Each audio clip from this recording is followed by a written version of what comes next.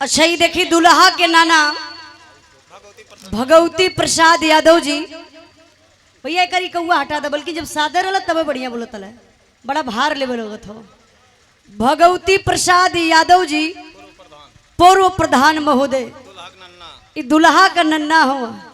आज नन्ना का तेवर तो कुछ और हुई, नाती के बेहल हूँ अपने में नाही लगत हूँ, इनके मत में हो गया हूँ।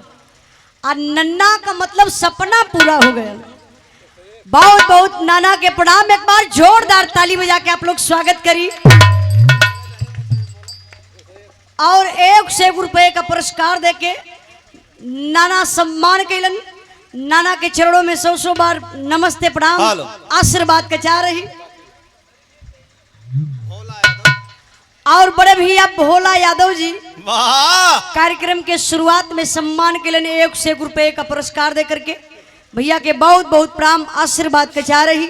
सब भाई इनके नमस्ते प्रणाम बा। आई मास्टर साहब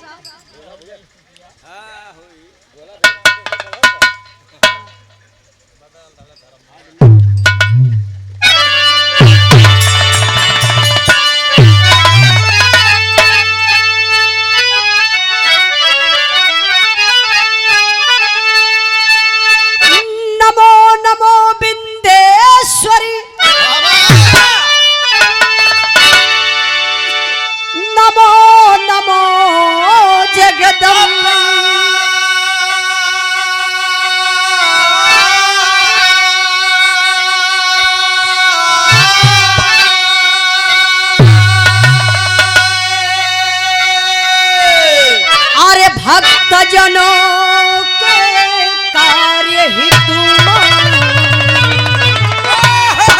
करती कहाँ विलंब।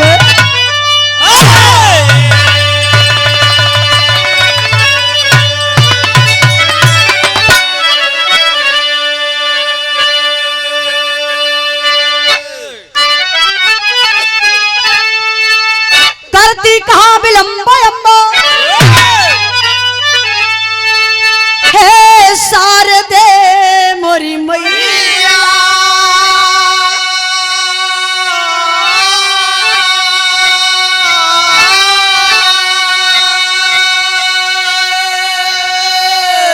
अरे भाव सागर से पार करो माँ गुरु गणेश की नैया।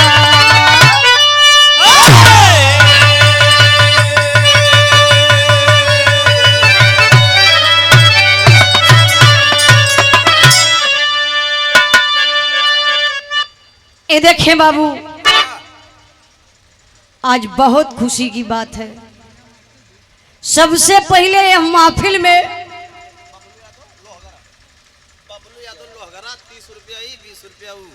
अच्छा बबलू यादव लोहगरा के धरती से 30 रुपया इनके भैया, 30 रुपया हारमोनियम मास्टर के और 20 रुपया ढोलक मास्टर के।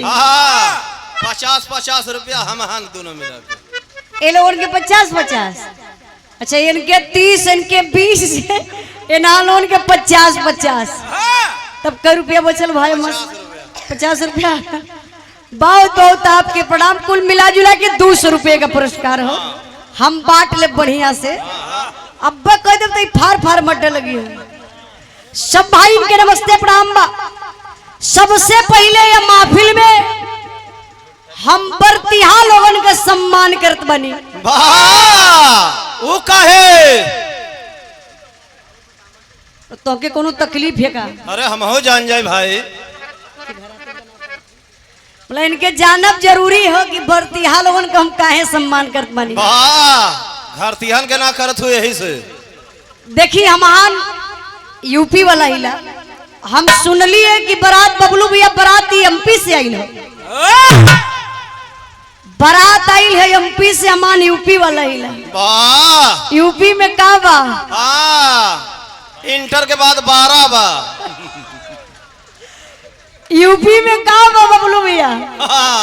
12 के बाद इंटर बा। इंटर के बाद 12 बा। 12 बा। हाँ यूपी में बा। अच्छा आपके एमपी में का बा? हाँ आरएस का बोतल बा। इसे ही बताओ तो। अच्छा बरतिया होत रहा तब देखला कि बिस्लरी के डिब्बा में भरत हुआ। हम कहली इंद्राज भाई तो बड़ा बढ़िया बराती लोग हो। हाँ तो लैट्रिन करे वाले डिब्बा में पानी भर के पी जात हुए लोग। मतलब ओहो ना के परहेजो ना करत हुआ। तो सबसे पहले हम बरतिया लोगन के सम्मान करत बनी अपने यूपी के धरती पर। अमान अभी गल है 14 तारीख के आपके एमपी में बिरहा हमार सीधे जिला में रहल, बड़ा सम्मान मिलल। तो हमके यह याद आयल बबलू भैया कि सबसे पहले अपने यूपी में सम्मान कर दी, मौका से आप लोगों के हम पौले बनी। वाह यह आखिरी मुलाकात है। ऐसे कुल व्यंग बोलवा। देखी यहाँ के ये हमारे बबलू भैया है, बड़ी अनकर तमन्ना रहल कि अपने बहन को हम बिरहा सुनबे। बड़ा दिन से कहते बहनी कबो प्रोग्राम रही तो बताइया।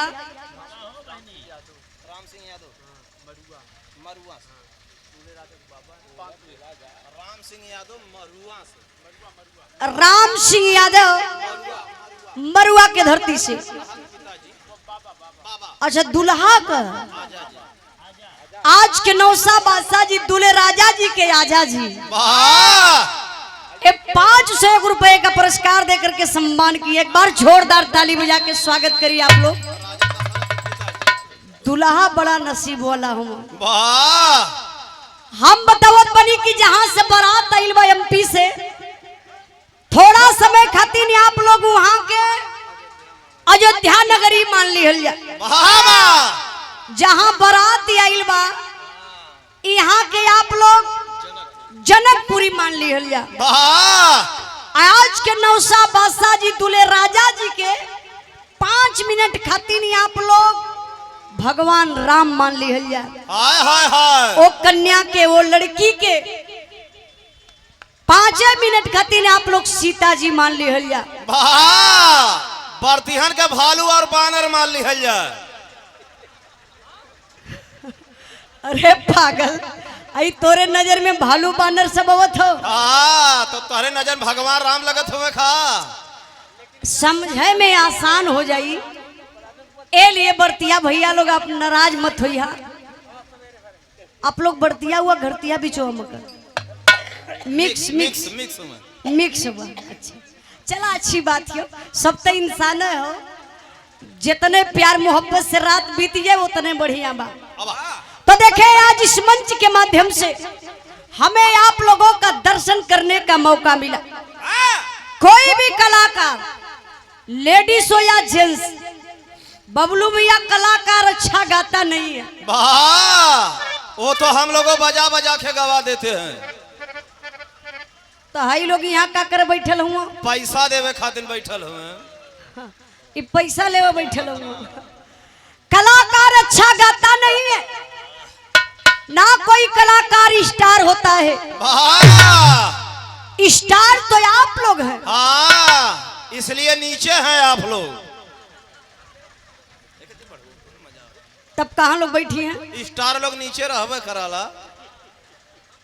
कलाकार भैया, कलाकारों की सारी शक्ति आप लोगों के पास है, जो कलाकार आप लोग पैदा करते हैं। इसलिए मैं आप लोगों की चरण की दासी हूँ। आप लोग अपने चरण की दासी समझकर बाबूजी जरूर आशीर्वाद दीजिएगा। हम गायिका उजाला यादव आजमगढ़ अपने यूपी के धरती से, अपने यूपी में आप सब भाई का दर्शन पा करके हम पूरी पार्टी से धन्य हो गई। हमसे या बगल वाली पार्टी से कोनो भी गलती हो जाई तो जितनी लाइट जरत से कुल बुता दिया भालोगा। ए मूर्खराम, आई लाइटिया बुझा के कौन मजा पाजी बा। जे गलतियां करी अंधरमा सजा दे दिहल जाई। देखा नहीं, आप लोग इनके कहला पर मत आइया भैया। अपन काम शुरू कर दिया। भांग का गोला खैले हुआ का नहीं, तू सही का कहत हुआ, पागल कहीं कर। बताया जाता है ज्यादा चलने वाले थक जाते हैं। और ज्यादा बोलने वाले लात भी खाते हैं। अच्छा तो यहाँ ज्यादा के बोलत बा? तू और त्रिभुवन भाई। ए भैया अब हम कुछ बोलब नहीं। बैठा फिर गावे दा लोग। सिर्फ 2 मिनट का टाइम आप लोगन के लिए। वो का करे खातिर? अरे 2 मिनट में का हो वाला है? आप लोगन के हम वहां लेके चलबे जहां मशीन में गड़बड़ी भइल है। देखो वो मशीनिया पागल अंगुरियावे वाली। हम लोग वहां चलते हैं जो दुनिया की मालकिन है, जिन्हें जगत जननी के नाम से जाना जाता है। तो चला मास्टर साहब चल जा।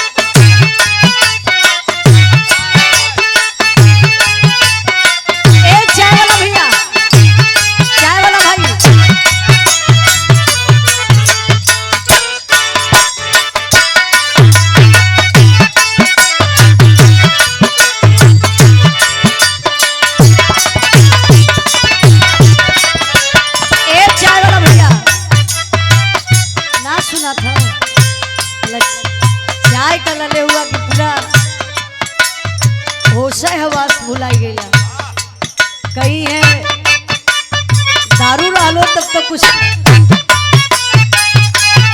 आजा भैया लेके।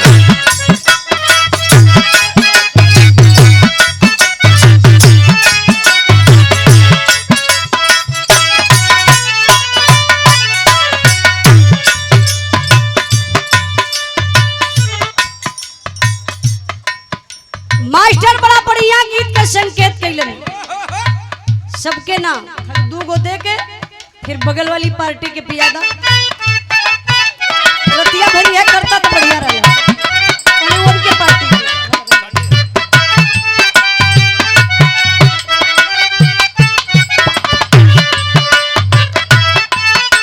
उनके त्रिभुवन भैया के पार्टी के।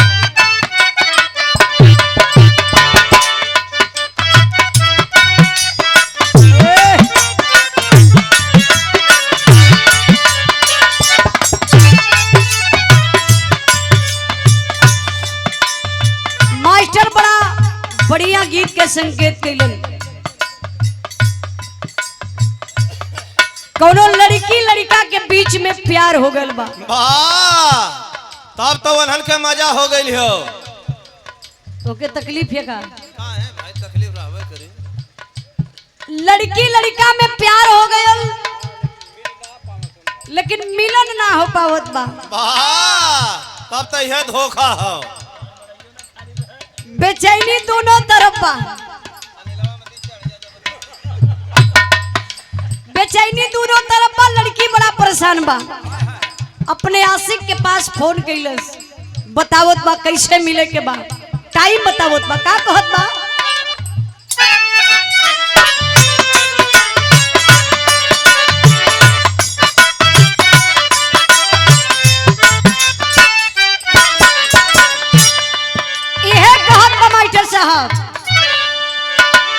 दबे पाँव यही दबे पाँव यही नजरिया बचा के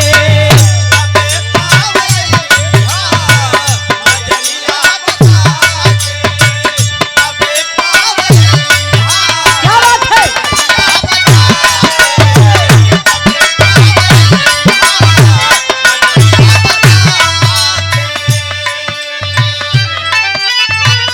जवानी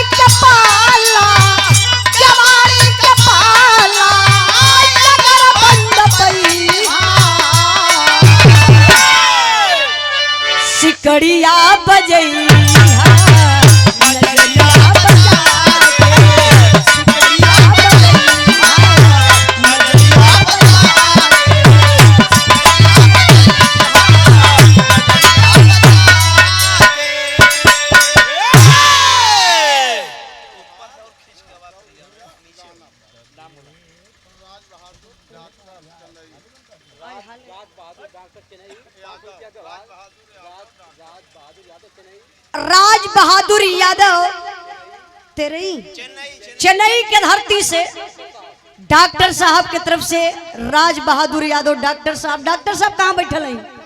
अच्छा आप ही प्रणाम प्रणाम।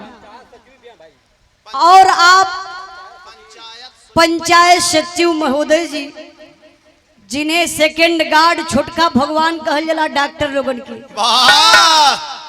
इंसान का आधा जिंदगी डॉक्टर लोगन के हाथ में होला। बहुत बहुत आपके प्रणाम में 501 रुपए का पुरस्कार। अच्छा ये बात है, व्यवहार मतलब अच्छा। और 101 रुपए का पुरस्कार। बहुत बहुत प्रणाम, आशीर्वाद का चाह रही सब भाइयों के नमस्ते प्रणाम बा। कुल व्यवहार पुरस्कार मिला के 600 भाई। बहुत बहुत प्रणाम बा, आशीर्वाद का चाह रही। एकदम हिसाब किताब क्लियर रही। डॉक्टर साहब घबराई हैं मत तनिको। ए भक्त माई पीड़ा वाली से कहले बा का कहत बा मास्टर?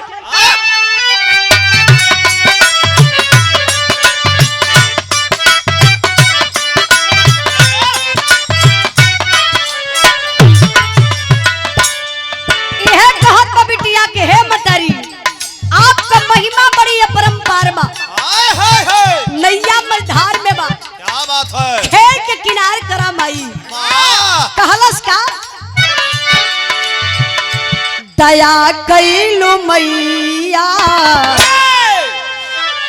दया कैलू मैया, बनवलू गवैया।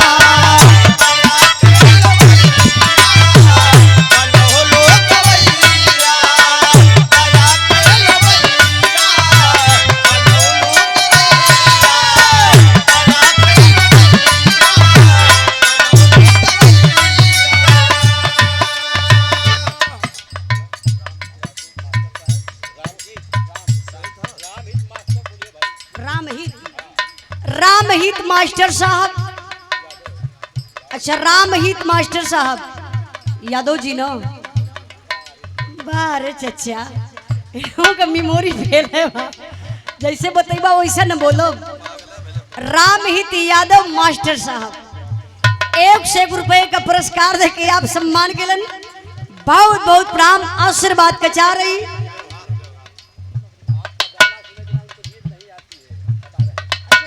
हमार गाना बिना सुनले सुतबे नहीं करल। क्या बात है? बतौलन भैया रामहित भैया जब ले उजाला का गाना ना सुनल तब ले भैया के नींद नहीं आवेले। ज्यादा कदा सुनबो मत कर काहे नहीं तो। रामहित भैया कहाँ बैठल हुआ एक बार तरी? अच्छा चचा प्रणाम प्रणाम। हम भैया भैया कहल लेकिन अब चचा लगी हैं। अब इनका देखली है चचा ऐसा ही गाना सुनल कैली। और आप लोगों से भी बता देते बनी ये हमारे भाई यूट्यूब वाले हुए और मोबाइल वाले हुए, आप लोग भी सर्च करिए उजाला यादव ऑफिशियल। तो ये हमार चैनल बा। ये कहाँ हो? अंतरिक्ष में बा। पागल कहीं का। देखिए आप लोग नेट पे सर्च करिए उजाला यादव ऑफिशियल, तो हमार चैनल बा। जैसन आप लोगन के गाना सुने के रही वैसन फरमाइश भी कमेंट में करी है।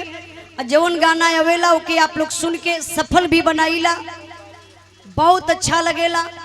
आप लोगन का देन बा कि आप लोग बिरहा जगत के रिकॉर्ड के तोड़ दिहल गल। पूरे बिरहा जगत में नंबर 1 हमरा के मिलल बा। कौने माने में? 20 मिलियन बिरहा अभी तो कोई का गईले ना बा। फिल्म वाले में बड़ा चर्चा हो गई। 20 मिलियन कितना होला? तो के जानकारी हुई कई जन्म में। श्रीपाल यादव एडवोकेट साहब सोनला के धरती से 101 रुपए का पुरस्कार। बहुत बहुत प्रणाम। माई सरस्वती आपके कलम पर हमेशा हाथ रखले रहे। आपको मुकदमा फरियाद ना पावे। काहे? फसल नहीं कमाई हुई। ए देखे व्यवहार में हीरालाल यादव जी पता खसान खसहन खैनपुरवा हो। खैनपुरवा। अच्छा खैनपुरवा मझगावा थाना, पूरा मतलब बायोडाटा लिख डाला। थाना व्यवहार में सोहंगी, रीवा, उत्तर मध्य प्रदेश। रीवा से आप चल के आये हुआ मध्य प्रदेश से। 151 रुपया में पूरा ही लिखी दले हुआ। हाँ जरूर है भैया, यूपी में आल हूँ। बहुत बहुत आपके प्रणाम, सब भाई इनके नमस्ते प्रणाम बा। भक्त माई से कहत बा, का कहले बा मास्टर?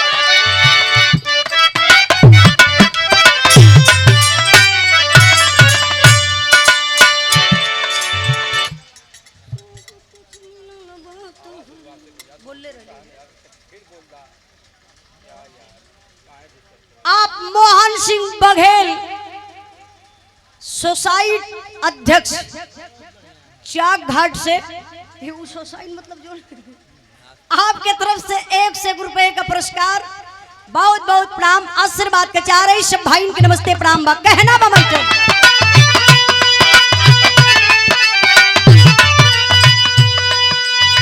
सब कुछ मिलल बात तोहरे, सब कुछ मिलल बात तोहरे, मैया के छैया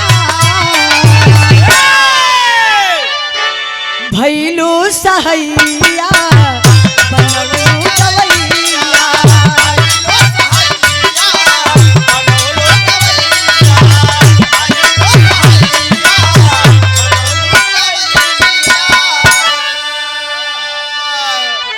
आखिरी बंद में भक्त माई से अपन परिचय देत बा। का कहत बा मास्टर साहब?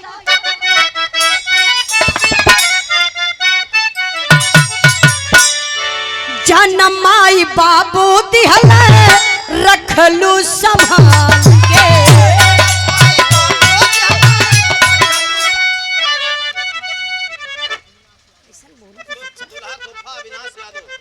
ए आज के नौसा बादशाह जी, दूल्हे राजा जी के फुफ्फा जी अविनाश यादव जी की तरफ से 501 रुपए का पुरस्कार। बहुत बहुत प्रणाम। एक बार जोरदार ताली बजा के आप लोग स्वागत करी अपने यूपी वाले। वाह वाह, बहुत बहुत प्रणाम। हाँ तुम्हें मजा ना आए भैया। अब वही ना आपके मजा ना आई। हाँ 4 घंटा देखा 65 वाले जब ले पगली कपड़ा पे चढ़ली रहे ले, अब 65 रुपया में का लेबा, कितनी मजा लेबा। हाँ अरे 1000 वाली 2000 वो कौन है? हाँ अगर वो कुर रहा तो तरी थामत ना। अब 65 वाला को हमान केतनो प्रवचन कहब, हाँ पल्ले ना पड़े, वो पल्ले ना पड़े। तो थोड़ा डोज बढ़ावा, पैसा बढ़ावा कम। ए देखे भोला यादव प्रधान महुली के धरती से प्रधान जी की तरफ से 101 रुपए का पुरस्कार। प्रधान जी के बहुत बहुत प्रणाम, आशीर्वाद के चाह रही।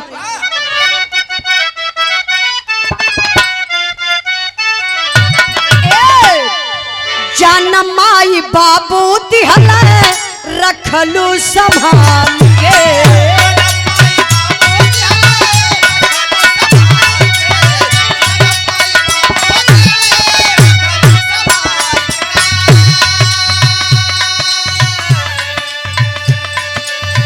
गोरु रूपवा में दिहलू कभी प्यारे लाल के।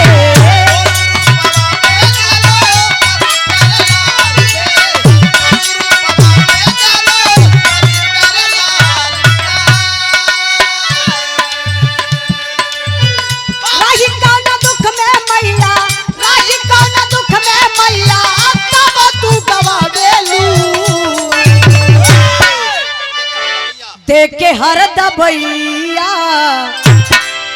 देके हर दबैया बनवलू गवैया।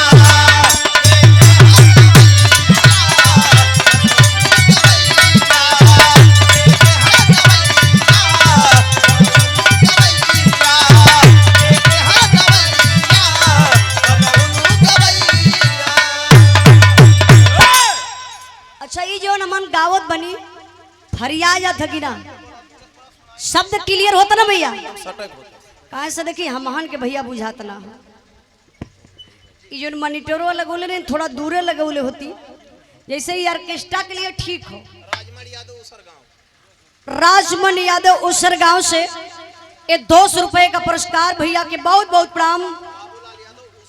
बाबूलाल यादव उसर गांव से 1 रुपए का पुरस्कार, बहुत बहुत प्रणाम, आशीर्वाद का चाह रही।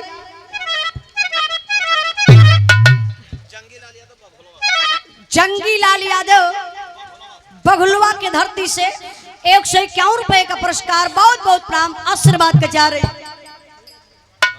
अच्छा देखी, पूजा पाठ तो हो गया, अब हम चाहत बनी मास्टर साहब कोनो ऐसन गीत बजा देता कि हई जितना भाई लोग यहाँ बैठल दिखाई देत हुआ, उठ के आराम से घरे चल जाए।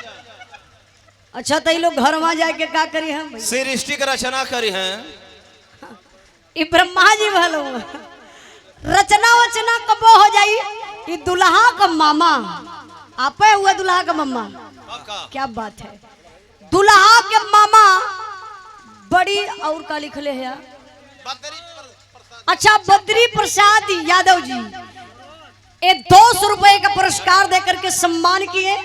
ये दुल्हा का मामा हुआ, आज नहू का ताव ऊपर रही, काहे से माई से ज्यादा ममता मम्मा का होले, वो काहे जहाँ डबल माँ लग जाला वह कंस मम्मा हो जाना।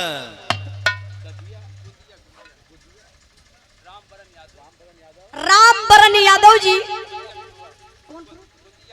गोलदिया के पूर्वासी, राम बरन भैया की तरफ से 1 रुपए का पुरस्कार, बहुत बहुत प्रणाम, आशीर्वाद का चाह रही। बीर रस चली ठीक बा, आपो का फरमाइश है बीर रस। अच्छा ठीक, तन 2 मिनट और गा ली कुछ। आयुषी यादव छोटी बच्ची 1 रुपए का पुरस्कार देके सम्मान के लिए, सबकर आशीर्वाद लगे, पढ़ लिख के समाज में नाम रोशन करे। तरी दुकानदारी का मामला है चाचा। सिरधर यादव जी लोहगरा के धरती से 1 रुपए का पुरस्कार, बहुत बहुत प्रणाम। राम सिंह यादव मरुआ के धरती से 1 रुपए का पुरस्कार, बहुत बहुत प्रणाम। दुकानदारी का मामला हो, अयमान को दुकान क्षण भर का बाद। इंद्रपाल यादव उर्फ मास्टर साहब 501 रुपए का पुरस्कार देकर के सम्मान किए, बहुत बहुत प्रणाम, आशीर्वाद का चाह रही। अच्छा ग्राम चेन्नई के धरती से बहुत बहुत प्रणाम मास्टर साहब के।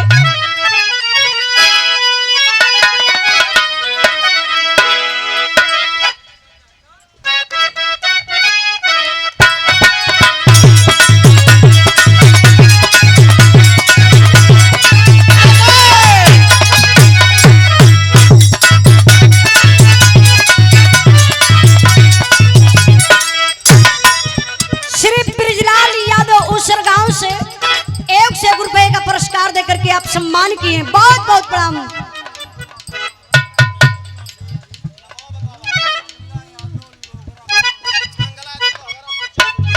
मंगल यादव लोहगरा से 50 रुपए का पुरस्कार, बहुत बहुत प्रणाम।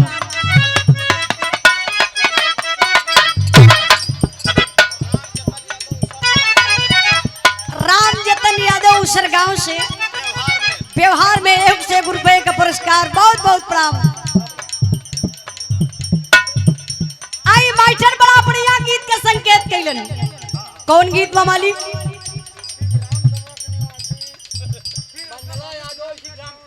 अच्छा अच्छा मंगला यादव जी इसी ग्राम सभा के निवासी 1 रुपए का पुरस्कार देके सम्मान किया, बहुत बहुत प्रणाम। नंदलाल यादव ग्राम पंचायत चेन्नई के धरती से 200 रुपए का पुरस्कार, चचा के बहुत बहुत प्रणाम, आशीर्वाद का चाह रही। मास्टर कोनो गीत का संकेत करत हो, कौन गीत बवाली?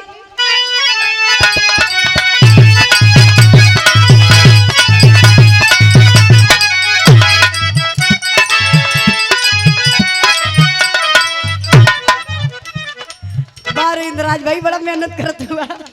सुरेंद्र पाल लोहगरा के धरती से 51 रुपए का पुरस्कार, बहुत बहुत प्रणाम।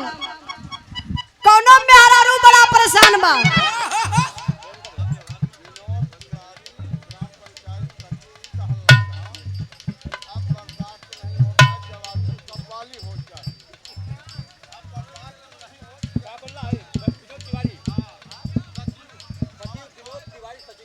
विनोद तिवारी सचिव महोदय, आप बड़े भैया जी की तरफ से 200 रुपए का पुरस्कार, बहुत बहुत प्रणाम।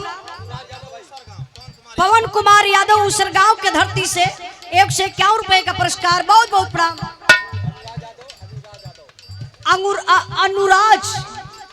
अनुराज यादव जी की तरफ से 51 रुपए का पुरस्कार, बहुत बहुत प्रणाम। कोरारी के धरती से घनश्याम यादव पूर्व प्रधान जी की तरफ से 101 रुपए का पुरस्कार, बहुत बहुत प्रणाम। यह गर्मी का महीना बा, मेहरारू सूतल रहल एक का खटिया पे। अच्छा, ये देखे गल ना फोटो खींचे, मर्द मेहरारू एक खटिया पे सूतल हुए। गर्मी बहुत तगड़ी हो, गर्मी पसीना चुअत बा। मेहरुआ यही अपने केहुनिया से मर्दा कैसे ठेलता से जी, हटी ना, गर्मी बड़ा तेज बा। लेकिन मर्द माना का है चपकला जाता। अच्छा, राज बहादुर यादव कहना है राम लखन के बहन के गाड़ी गावे, राम लखन के बहन के गरियावे के बा, यही से गरिया दो लगा। इतने में गाड़ी कहाँ हो, तब कितने में हुई भैया? अच्छा चली गरिया दी हल जाई, तनी वही तब कुछ और शुरू कैले बनी। मेहरुआ केहुनिया से ठेलत बा, कहत बा का कहले बा,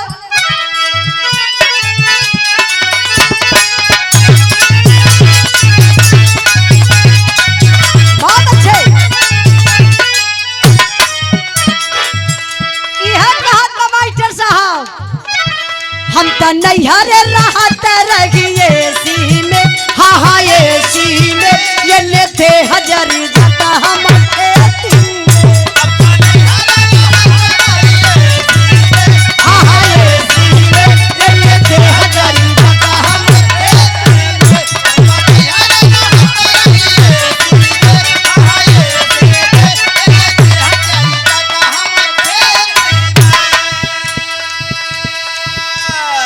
तब तब मरद न पानीदार मरद हो, उठ के बैठ गए, खाला सरे पगली नैहरे को बखान करत हूँ, नैहरे में खरियाने में सुतल होबू, पूरा शिवानी में सुतल होबी, आई दुतल्ला मकान पे सुतल हुई, बड़ाई ना कर पावत हूँ। सुना हमर बात, एसी से बढ़िया देसी बा, मरदा कहत बा का कहले बा, मजा मिली नहीं ऐसिया कुलरिया में, हाँ कुलरिया में, रानी छवन मजा पूरा पिबरिया में, हाँ कुलरिया में, रानी छवन मजा पूरा पिबरिया में। ओ वेरी गुड।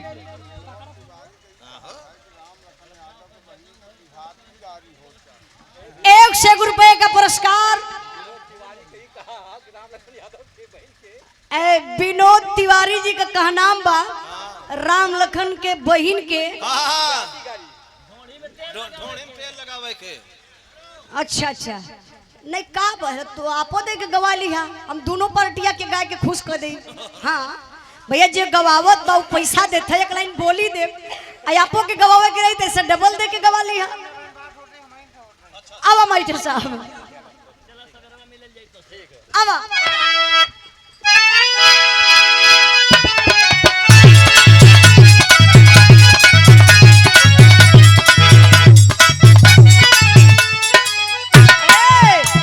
मजा मिली ना कि जैसे कुलरिया हमें, हाँ कुलरिया हमें, रानी छवन मजा पूरा पिबरिया में,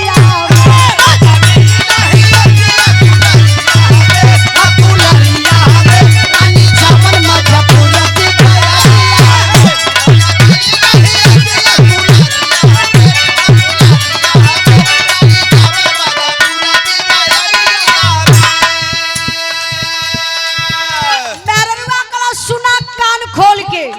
नैहरे में कितना बढ़िया सुविधा में रहत रही। कहत बका, चारा में सुता तरह के चालू को के हीटर,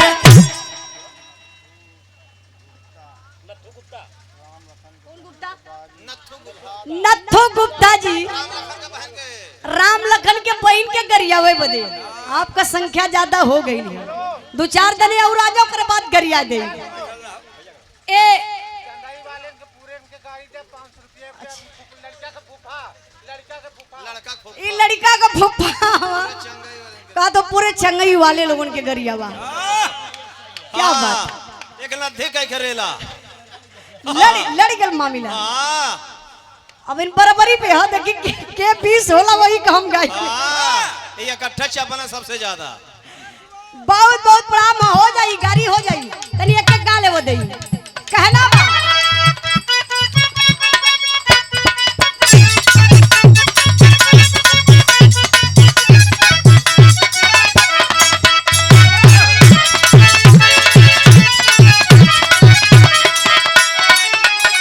एक लाइन देखा उन लोगन का फरमाइश बार बार हो वो गरिए बजा दो करे बाद कुछ बजा दी है एक लाइन बजा दी भैया देखा ये ऐसन गाड़िए होले जब गरियावल जाला त लगल है भैया बरतिया कल हवे तनी धीरे धीरे खो देख ललका सुटवा वाली गजब लगत है हाँ?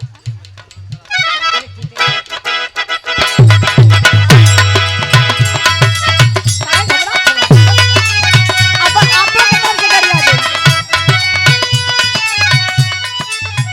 देखा भैया हम समझती आपका मजबूरी देखा एक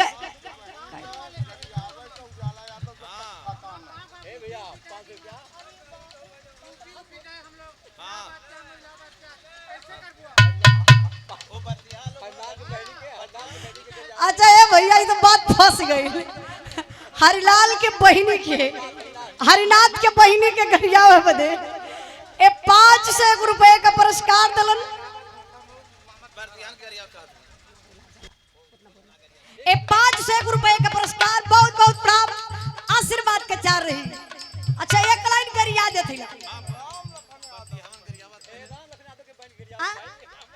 सुना ना हम गरिया थे राम लखन हाउ के भैया घरतिया हो के बरतिया बरतिया और सुबह घरतिया और से बरती ताब रेलल जाई हमार की अब मास्टर एक लाइन तनी होई जा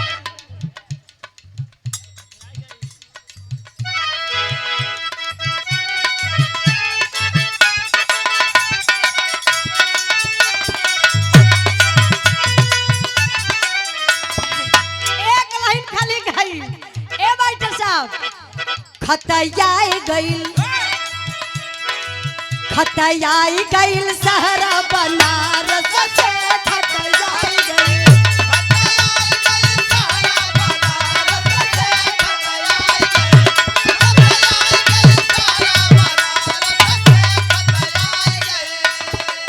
ए भैया तनी और देखा खता पढ़े लकी ना पढ़े आवे लकी ना बहिन बेचे लकी ना बेचे आवे लकी ना हाउ टोवे लकी ना टोवे आवे लकी ना खतयाई गई खतयाई गईल सहरा बनारस से खतयाई गई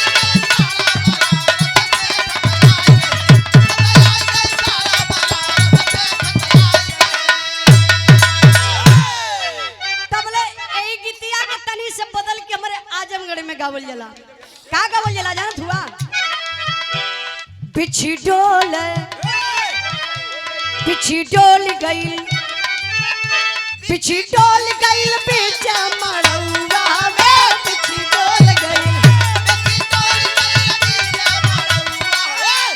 कहाँ अब भाग के जात हुआ लोगन शुरू कराए के इनके बहन के रेलऊ तो हुआ अब भगतो हुआ आप लोग देखा ये है ना ललकार के यही तरह में मार सब खियावेला एक लाइन कहना बा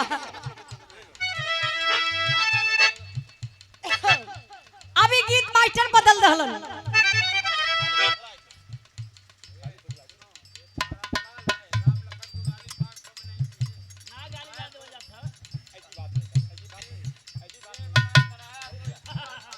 अब इन कहाँ गरियौली में तो तरजिए गौली है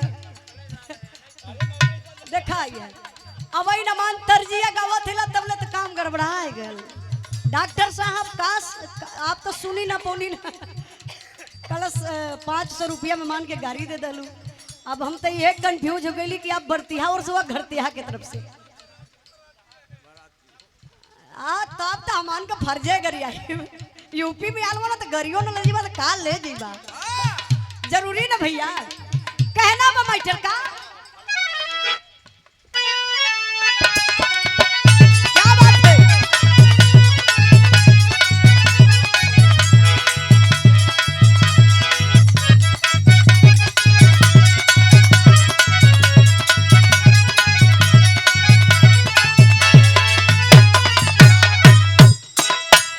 माइटर बड़ा बढ़िया गीत बजौलन।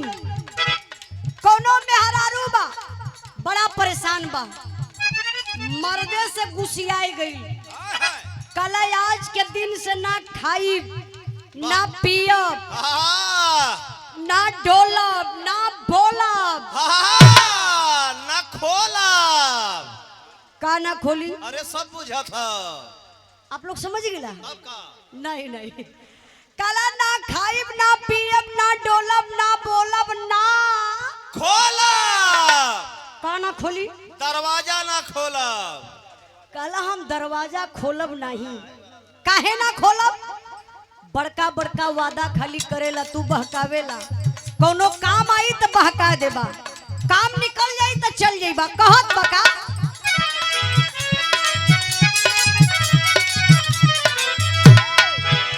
खाली फुसलाई के करवला कटनिया खाली फुसलाई के करवला कटनिया कहीं क्या दिया ना झुलनिया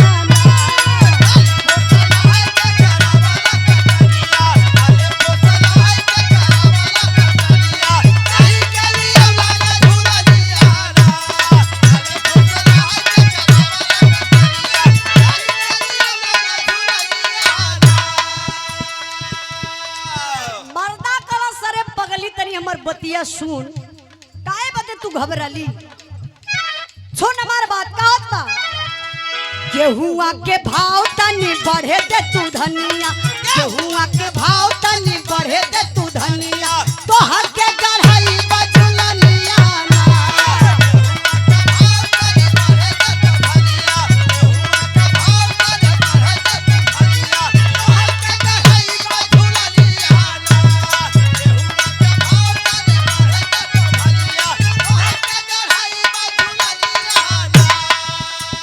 पहा कई बात प्यार के न रस पाई बाराती सजिया पे राजा उतर रस जईबा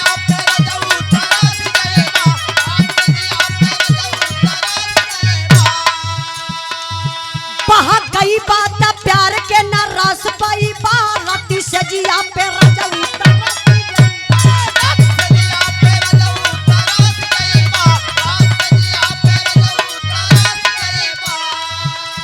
हमारा से चली ना तोहार बेईमानिया हमारा से चली ना तोहार बेईमानिया कहीं के दिया ना झुलनिया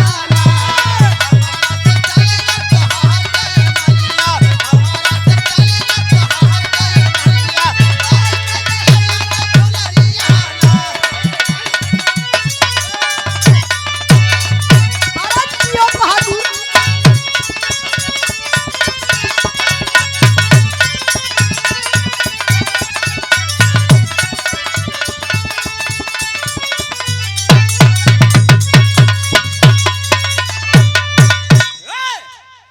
देखी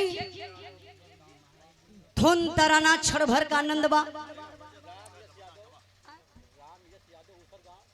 राम जस यादव उसर गांव के धरती से 501 रुपए का पुरस्कार देकर के आप सम्मान किए बहुत बहुत प्रणाम आशीर्वाद का जा रही यार अमान करीब करीब रोजे रोज बारात करत बनी बबलू भैया लेकिन आज ही घरतिहन और बरतिहन का प्यार देख के बड़ा दिल गदगद भयल इतना प्यार से आप लोग बैठल हुआ बिरहा सुने बदे भैया इको ज्यादा लगा था थोड़ा कम करा था हेलो हेलो एकदम सादा करी तब हम बताओ थी कितना इको की जरूरत बा हेलो हेलो आवाज बढ़ाई ऊपर वाली मॉनिटर का बढ़ाइया हेलो हेलो अब जी दबा था थोड़ा से खुल के रहे वोल्टेज ना मिला था का? वोल्टेज कम बका मिला था ना तो बढ़ाई जैसे लगा था देखी ना हाड़ी में से जैसे बोला था थोड़ा गेन खोली गेन हेलो हाय ऐसे खोल के रखी हेलो हाँ कहे ढांक के रखा था अपन मशीन भैया। हेलो एकदम यहीं पर छोड़ दिया भैया ठीक ना तनी दूरी बना देता तो और मजा आ जात काहे देखा मन बिरहा का गवैया हिला सटी के ना बोलल जी थोड़ा हट के हो जाला ताव चढ़ जाई तो मैं से बोल दे लेकिन जब यहाँ से बोला चलब तो बतिए ना सुनाई तो थोड़ा से हट के सट के दोनों रही क्या बात है? चलिए समय बड़ा कम बा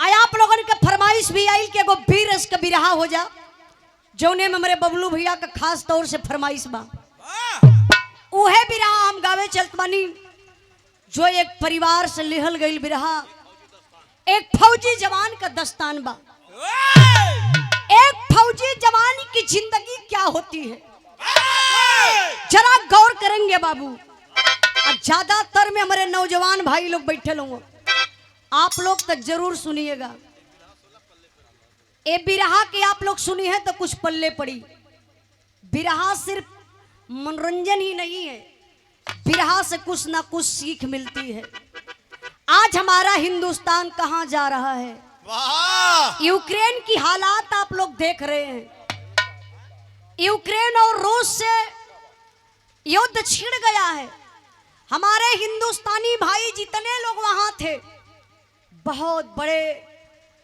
मुसीबत में थे लेकिन बारे हमारे हिंदुस्तान का झंडा तिरंगा जो हमारे हिंदुस्तान के भाई और बहनों को बचाया इसलिए मैं आप लोगों से बताना चाहती हूँ बाबा यादव ग्राम पंचायत चेन्नई से बाबा लाल यादव ग्राम पंचायत चेन्नई से ये 200 रुपए का पुरस्कार बहुत बहुत प्रणाम आशीर्वाद का चाह रही आइए वाली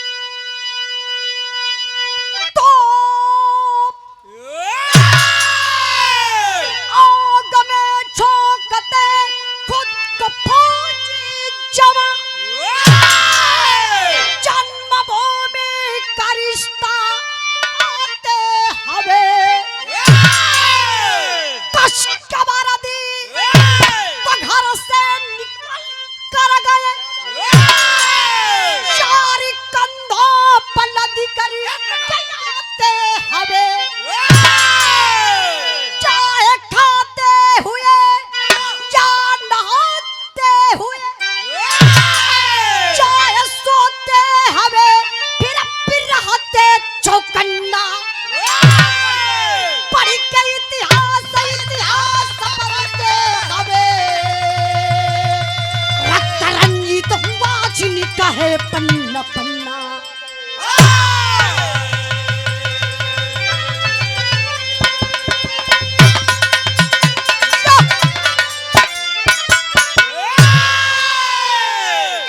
गौर करेंगे बाबू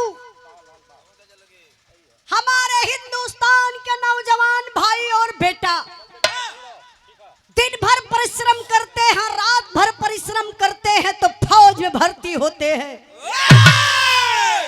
आज तक अभी आप लोग कभी नहीं सुने होंगे कि हमारे हिंदुस्तान के कोई पीएम सीएम एमपी एमएलए का बेटा फौज में भर्ती होकर के सीमा की रक्षा करते करते वो शहीद हो गया हो। वाह तो पीएम सीएम के लइकवा कहा हवा पीएम सीएम हो के जोगी और मोदी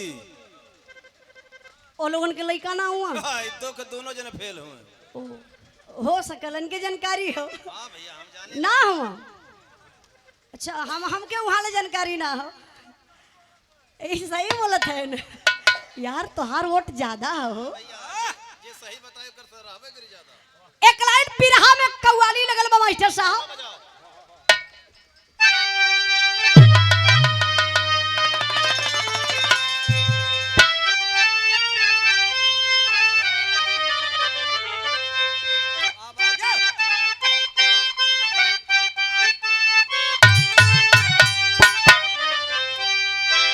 बहे खून मेरा चमन के लिए,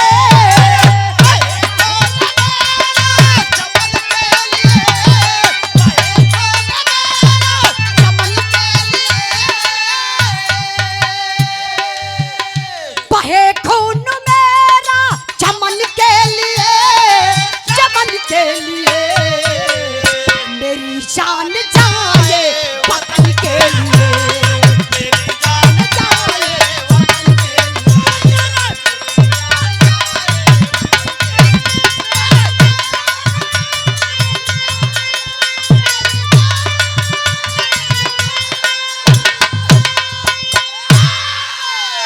लेकिन विरह में भाव पर गौर करेंगे बाबू। कहना है क्या?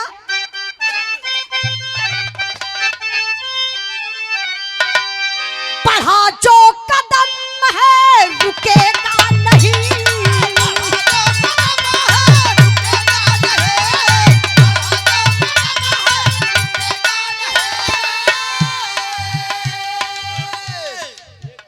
बीरस के भाव पर सम्मान किए हमारे बड़े भैया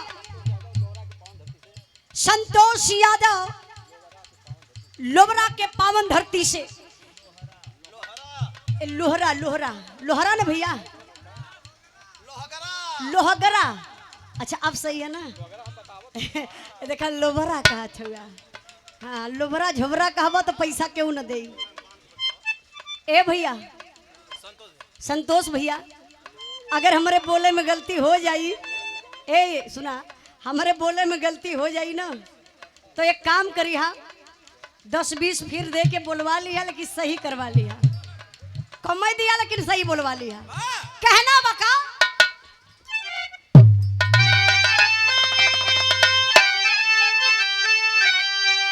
बढ़ा जो कदम है रुकेगा नहीं,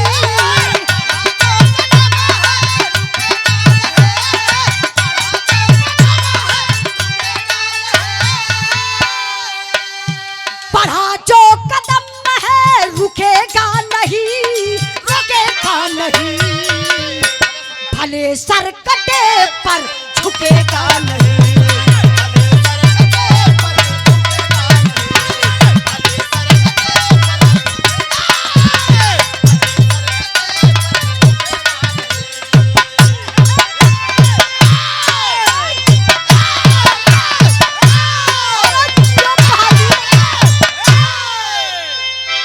क्या बात है। अब पता नहीं फरियाद होई कि ना, मेहनत तमन करत बनी। लक्ष्मी यादव लोहगरा से बिरहा कलाकार हैं। बिरहा के बहुत अच्छे कलाकार लक्ष्मी यादव लोहगरा के धरती से। चच्चा तनी फटल यो। यो कहीं इनामे में से झटक लाल हैं।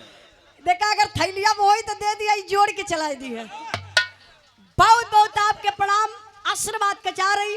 अपने जमाने के बहुत अच्छे कलाकार हैं। कहानी पर आप लोग गौर करिए। कहानी कहां से कैसे लिहल गई मास्टर साहब तनी आवा तो।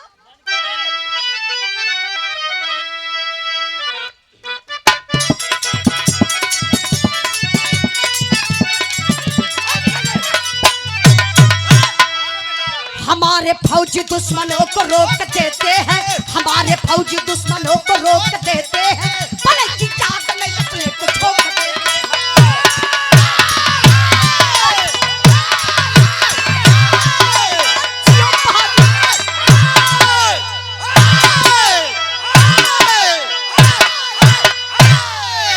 काट कर छुट्टी अपनी संजय कर पलान चला, काट कर छुट्टी अपनी संजय कर पलान चला, पट्टी बेल्ट कस के घर से नौजवान चला।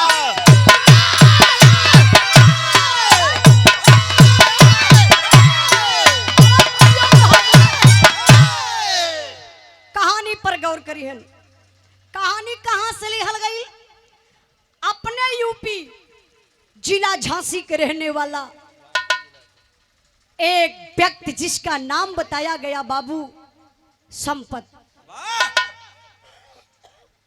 संपत का परिवार बड़ा सुखी है। संपत के औरत का नाम रेखा बतावल गल। भगवान 3 गो औलाद दिले हुआ, अभय, मृत्युंजय, संजय। तीनों लड़की लइकन के बियाह हो गल बा। संजय का जब बियाह भयल, भैया ए भाई भाई भाई अच्छा अच्छा पुरस्कार लेके एकरे खातिर छूट है।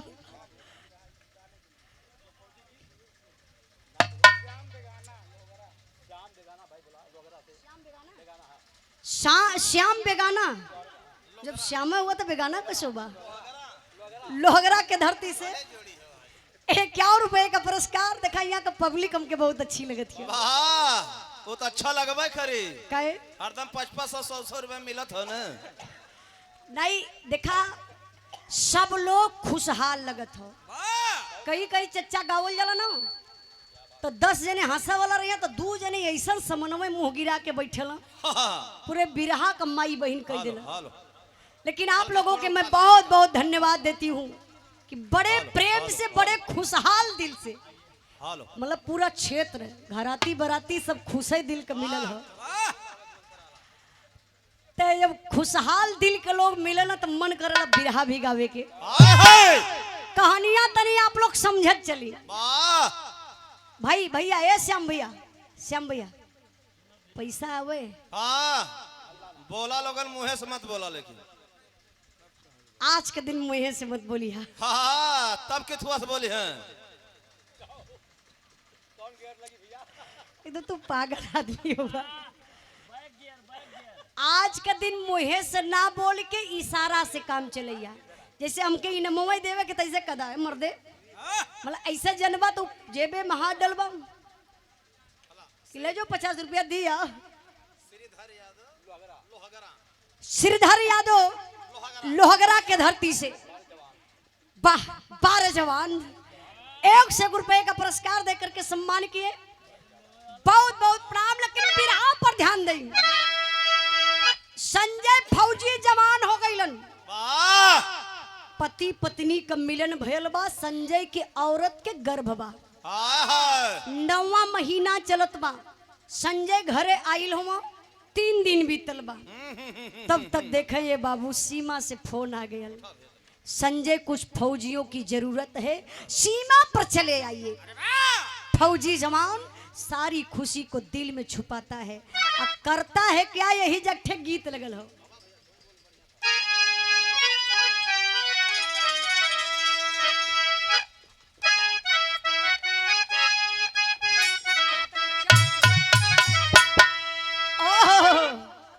वाह मास्टर गीत बड़ी प्यारी बजौले बबलू भैया। हाय हाय हाय कोनो इनही नियर भौजाई रहल। वाह इतनी करिया रहल का। करिया मेहरारू ना होली का होली, लेकिन फूहर लगे नहीं तनी।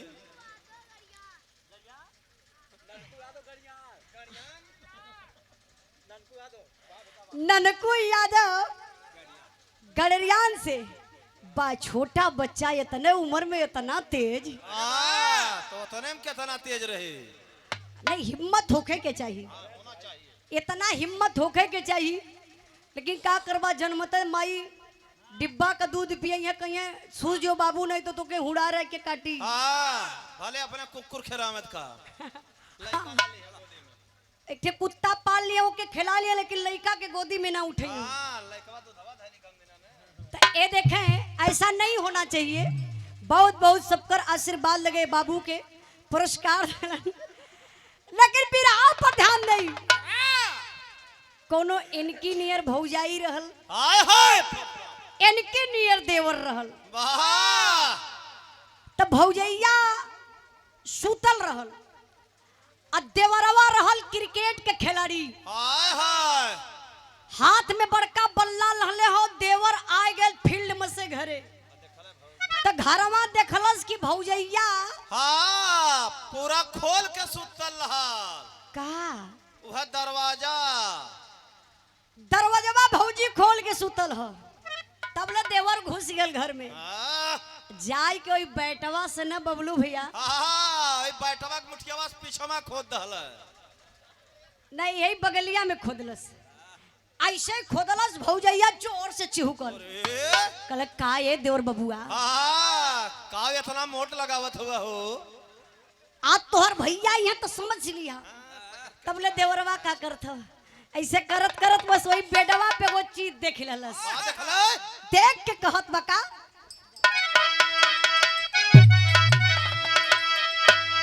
ए भौजी, अरे सुन भौजी,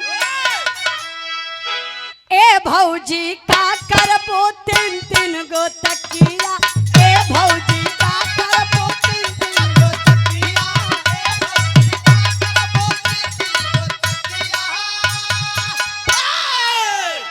लगवा देवरवा बतावा तनी बतिया, लगवा देवरवा बतावा तनी बतिया, ए भौजी का करबो तीन तीन गो तकिया, ए भौजी का करबो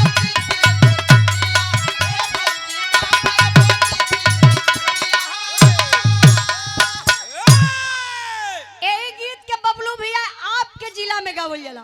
इलाहाबाद, प्रयागराज, सुल्तानपुर में थोड़ा अवधी भाषा में। कैसे मास्टर?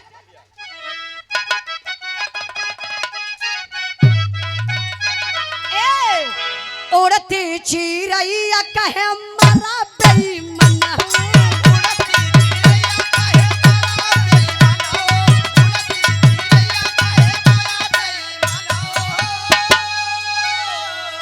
कुआं पे मारा जगतियों पे मारा, कुआं पे मारा जगतियों पे मारा, लहंगा के बीच कहे मरा बेईमान हो, लहंगा के बीच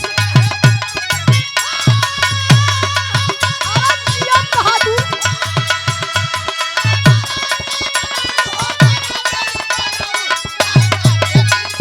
जिया से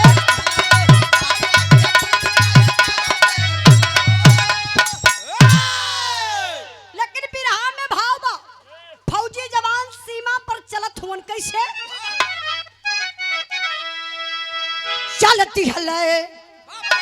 चलती हले फौजी फौजी आई में झूम के, चलती हले फौजी फौजी आई में झूम के,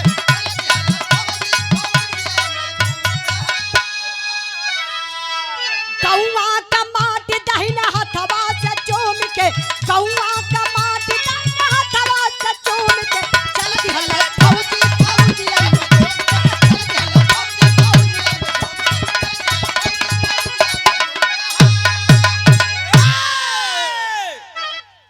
करेंगे बाबू। फौजी जवान सारी खुशी को दिल में छुपाया, सीमा पर चल दिया। ड्यूटी कहाँ लगल बा?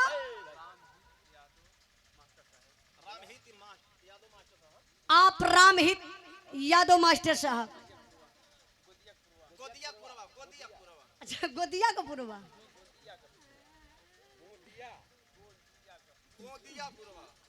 अच्छा गोबिया के पुरवा, अच्छा गोदिया ना।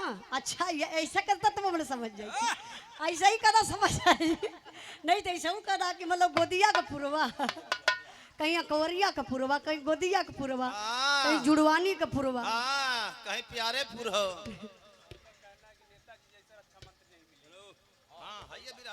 बिरहावे में हो जाई। अरे यही बोली जैसे तू तैसे कोनो लाइन होला। देखें आपके तरफ से 100 रुपए का पुरस्कार चचा के बहुत बहुत प्रणाम है बीरज के भाव पर।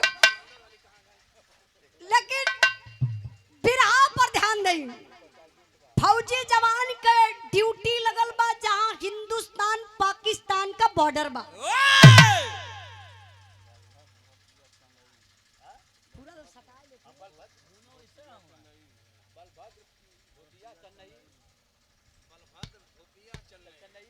बालभद्र भोपिया चंगई के धरती से व्यवहार आपके तरफ से 500 रुपए का पुरस्कार, बहुत बहुत प्रणाम, आशीर्वाद का चाह रही सब भाई के नमस्ते प्रणाम बा। लेकिन फिर आप पर ध्यान दें बाबू, चचा ऊ तर्ज लगल बा जौने तर्ज के स्वर्गीय रामदेव गुरु गावत रहलन। का कोई गाई? हमरे पापा भी बिरहा गावलन, आज भी बतावला, पहले भी बतावे। का बताओ मास्टर साहब?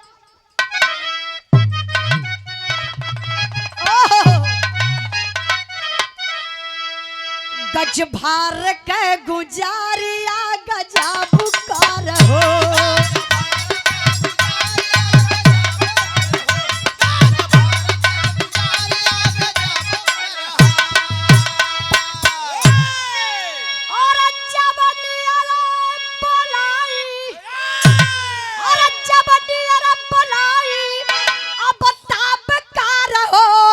आज भार का गुजारिया गजब कर आज भार का गुजारिया अरे जियो बहादुर क्या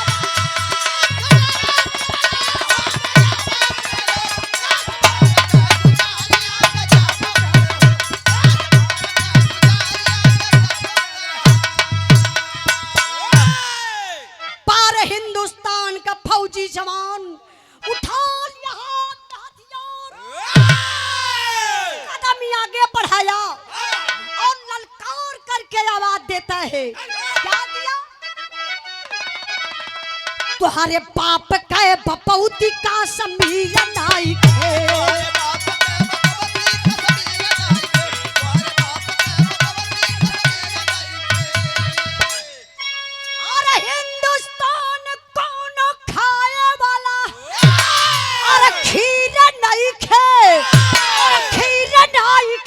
तोहरे बाप के बपौत समीर नाइक है अरे जियो बहादुर क्या बात है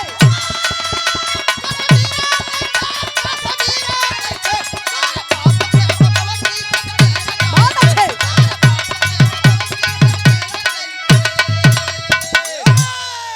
अरे सिंधु नदिया के रस्ते से आई गई चोर हो देखली हला संजय फाट देहिया का जोर हो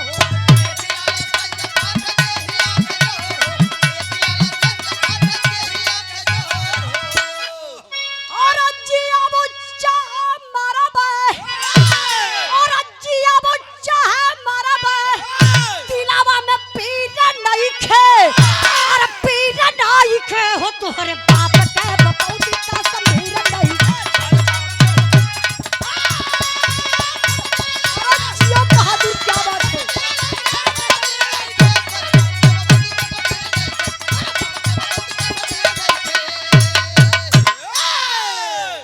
बिरहा पर ध्यान दीजिएगा बाबू फौजी जवान जो सिंधु नदी है ना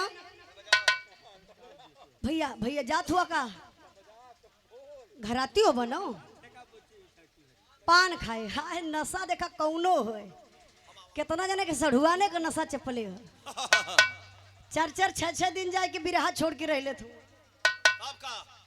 एक एक से वीर हूँ नहीं इस सढ़ुआना वाला यही तबीयत खराब हो जाती है बिरहा पर ध्यान दे बाबू जो सिंधु नदी है हिंदुस्तान पाकिस्तान का बंटवारा करती है क्या बात है जवान उसी नदी के तट पर तैनात है तब तक 7 आतंकवादी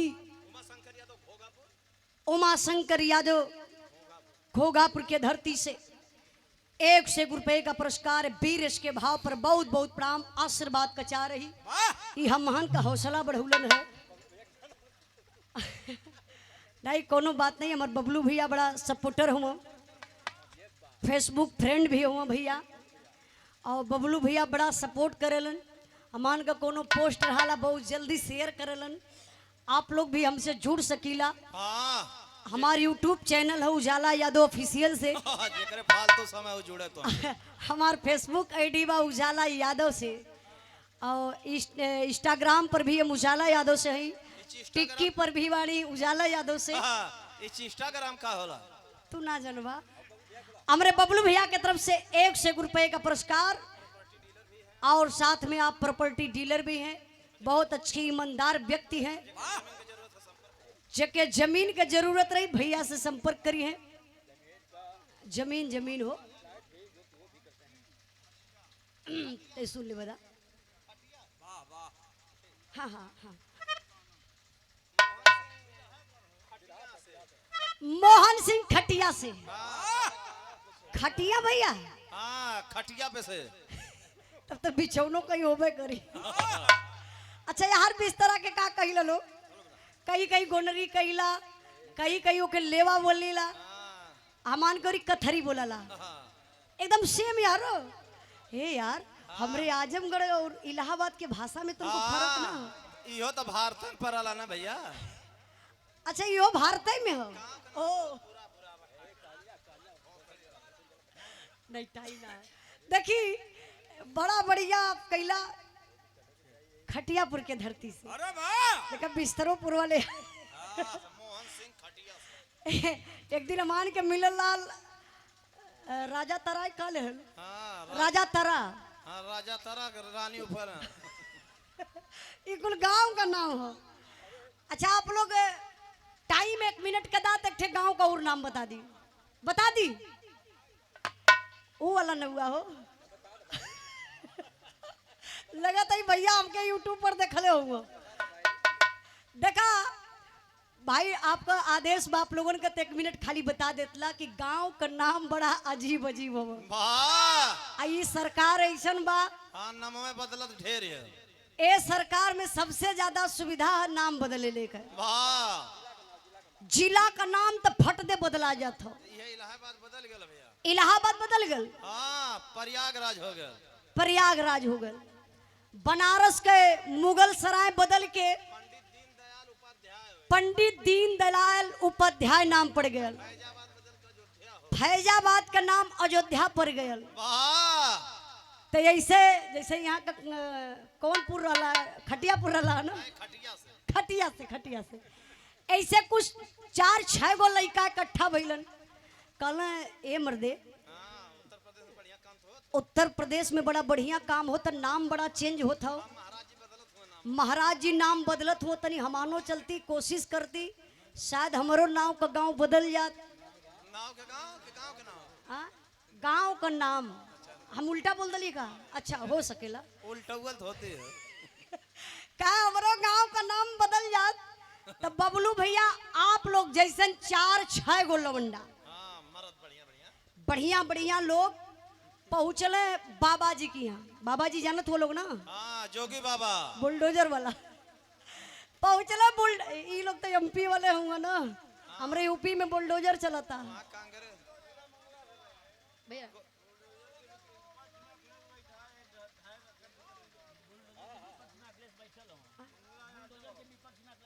अच्छा बुलडोजर के विपक्ष में अखिलेश भैया बैठल हुआ सपोर्टर हुआ।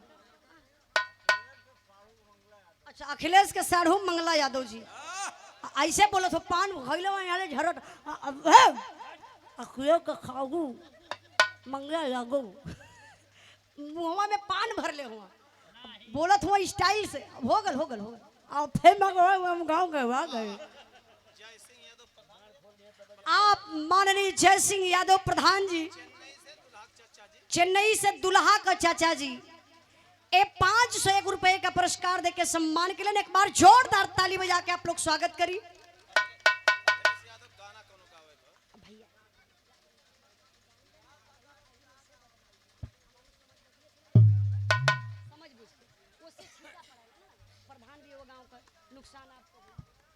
देखिए बाबू बिरहा पर ध्यान दई। फौजी जवान पहुंचल कहां में सिंधु नदी के तट पर तैनात हुवन। तबले भयल का मास्टर साहब माहौल देख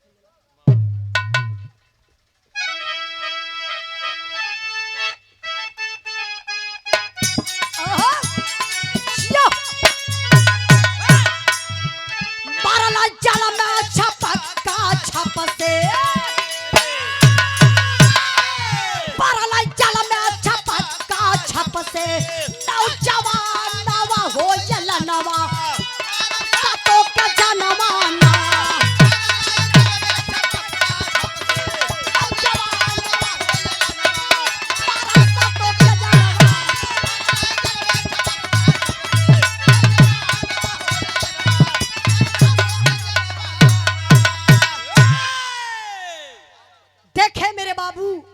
फौजी जवान सीमा पर तैनात तब तक 5 आतंकवादी हमारे हिंदुस्तान में घुसना चाहते थे। 12 हिंदुस्तान का फौजी जवान संजय कदम आगे बढ़ाया, हाथ में हथियार है, गोली चलाना शुरू कर देता है। तर तर तर तर तर तर तर तर तर तर तर तर तर तर तर तर तर तर गोली चलाया, 5 आतंकवादियों को मौत के घाट उतार दिया। बाबू ये देखें, बोले क्यों ना बोले क्यों? सुनील कुमार बड़े भैया सुल्तानपुर के धरती से ए बीरज के भाव पर 101 रुपए का पुरस्कार देके सम्मान केलन।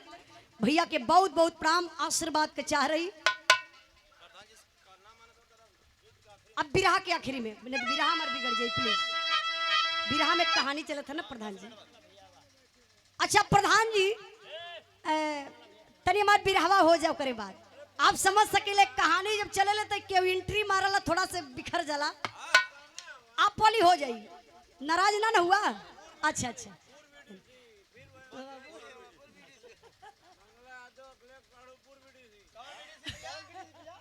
ए भैया चुप रहा या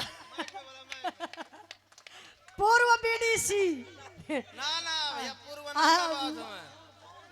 ठीक है बस बस जबान ये फिसल जाई तो अच्छी बात नहीं बा। पूर्व बीडीसी पन्नवा जब ले लौड़े है ना जब ले थूकी है ना तब ले बोली है तो ऐसे बिरहा पर ध्यान नहीं बाबू। फौजी जवान 5 आतंकवादियों को मारा। ए भैया ए बीडीसी भैया भैया बैठा बैठा बैठा बिरहा हो जाएगा टाइम वेस्ट मत करा ना। नहीं बैठा बैठा अखिलेश के साढ़ू ही मंगला यादव हुआ। बोल दो नहीं तो उनके आत्मा की शांति ना मिली। बस बस बस थोड़ा सा शांति चाह।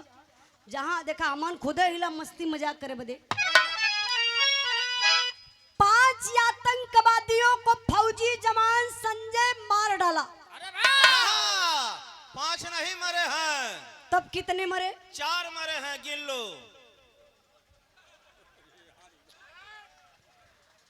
नहीं 5 आतंकवादी मरे। 4 मरे हैं अभी 2 बचे हैं। हाँ यही सही है। 2 बचे हैं आतंकवादी। हाँ आराम से बैठे हैं। तब ले कहां से कैसे मेरे बाबू दुश्मनों की सनसनाती हुई गोली आई और संजय के कंधे में लग जाती है। वे झुक जाते हैं। अरे वे झुक जाते हैं फिर भी उनका जुर्म निरंतर जारी है कि 10 फौजियों पर हमारे हिंद का एक फौजी भारी है। हिंद का फौजी संजय का अता पता कुछ ना पाए हैं। सिंधु नदी में कई जगह जाल डाल छनवाए हैं। शहीद घोषित हुआ जवान बिन डेट वाडी का दाह हुआ। 10 लाख रुपया मिला आरती का जीवन तबाह हुआ। चौथ मौत में बदल गई। चौथ मौत में बदल गई। अब सपने सारे सपने हैं। आरती के ससुर संपत बोले जो सबसे ज्यादा अपने हैं। बिरहवा ये बाबू यही से मोड़ ले ललस। बिरहा में वीर रस से हमार करुण रस में आई गई।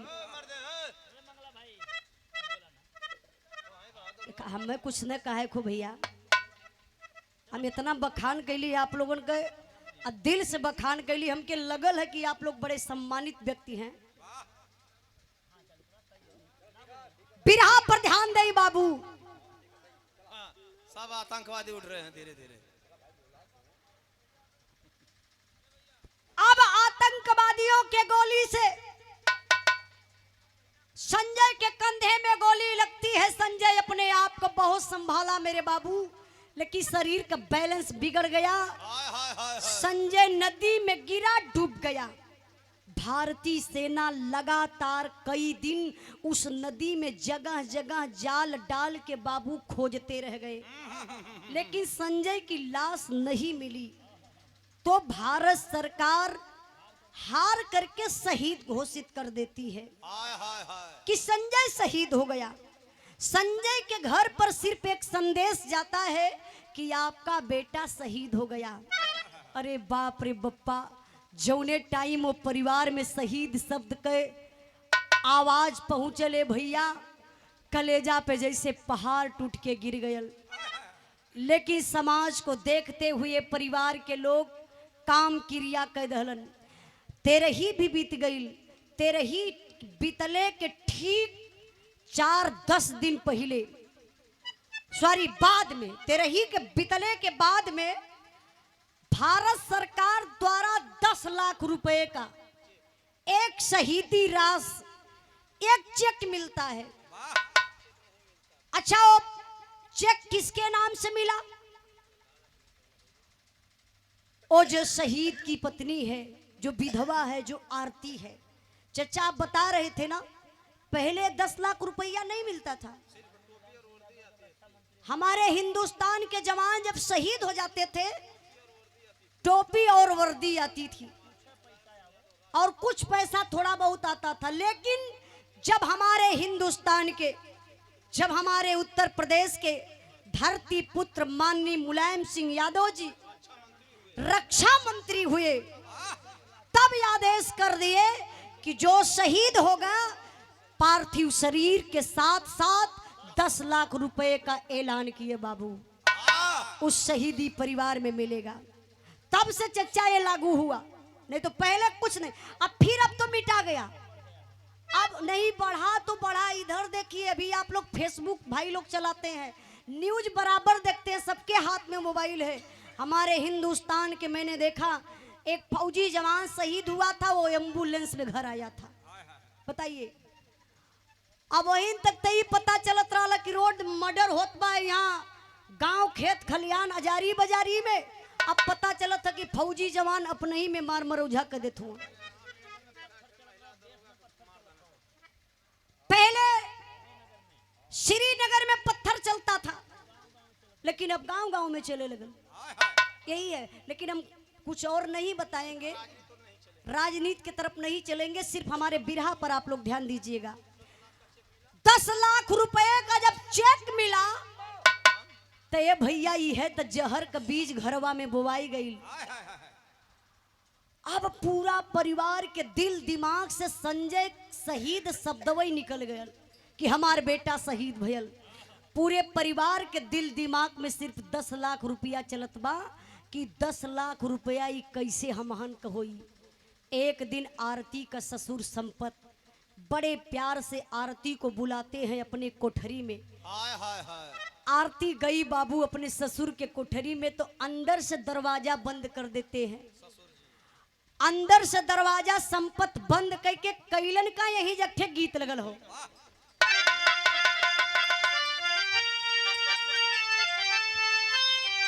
ओह चचा, इहो तर्जबा स्वर्गीय रामदेव गुरु का गबल कैसे बैठन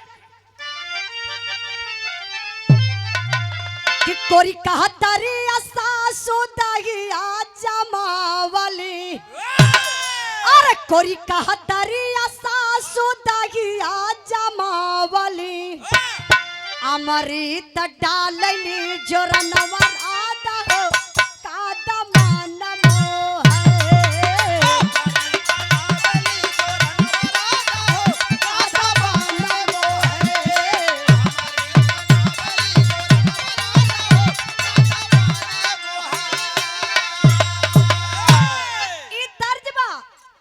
लेकिन भाव पर गौर करी, उस संपत ससुर इमोशनल अत्याचार करे लगलन, बनावटी रोवे लगलन। कहलन बेटा सुन आरती, तुझे भी गम है, मुझे भी गम है, क्योंकि मेरा बेटा था संजय, तुम्हारा पति था, बेटा शहीद हो गया रे आरती, बेटा तो वापस नहीं आएगा। लेकिन मेरी एक बात सुन ले, जो झगड़ा हो रही है घर में ना, इस झगड़ा की जड़ तुम हो। आरती बोली बाबूजी झगड़ा की जड़ मैं कैसे? तब उस संपत बताओ तुम, जरा गौर करेंगे का कि देहलस फौजिया जे मौतिया के की मातिया। और देहलस फौजिया जे मौतिया के की मातिया, रुपया हो जाई जहरवा बेटी हो घरवा उजरी हमार। घरवा उजरी हमार।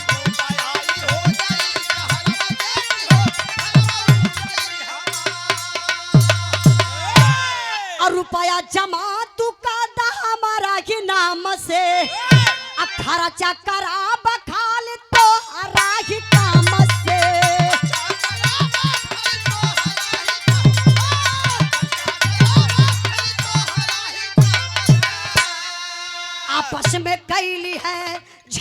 बुढ़वा बेटी हो आभा मेरे तुंजा दुलार। गौर करेंगे मेरे बाबू। अब हई देखा बुढ़वा का ओ विधवा बेचारी से कहा था कि ये झगड़ा जो चल रही है परिवार में, इस झगड़ा की जड़ तुम हो आरती। बेटा मेरी बात सुनो, जो 10 लाख रुपया है ना मेरे नाम से ट्रांसफर कर दो। आरती कांप उठी, हथवा जोड़ के बाबू अपने ससुर के पैरवा पर गिर गई। बड़ी ऊंची बात कहली हो बाबू का।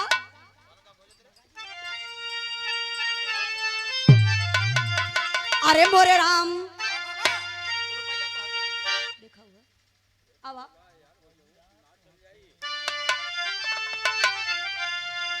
अरे मोरे राम रुपया तो हके लौक बाबूजी जियत लाश हो गईला पोता और पतोहिया यार पतोहिया यार पतोहिया।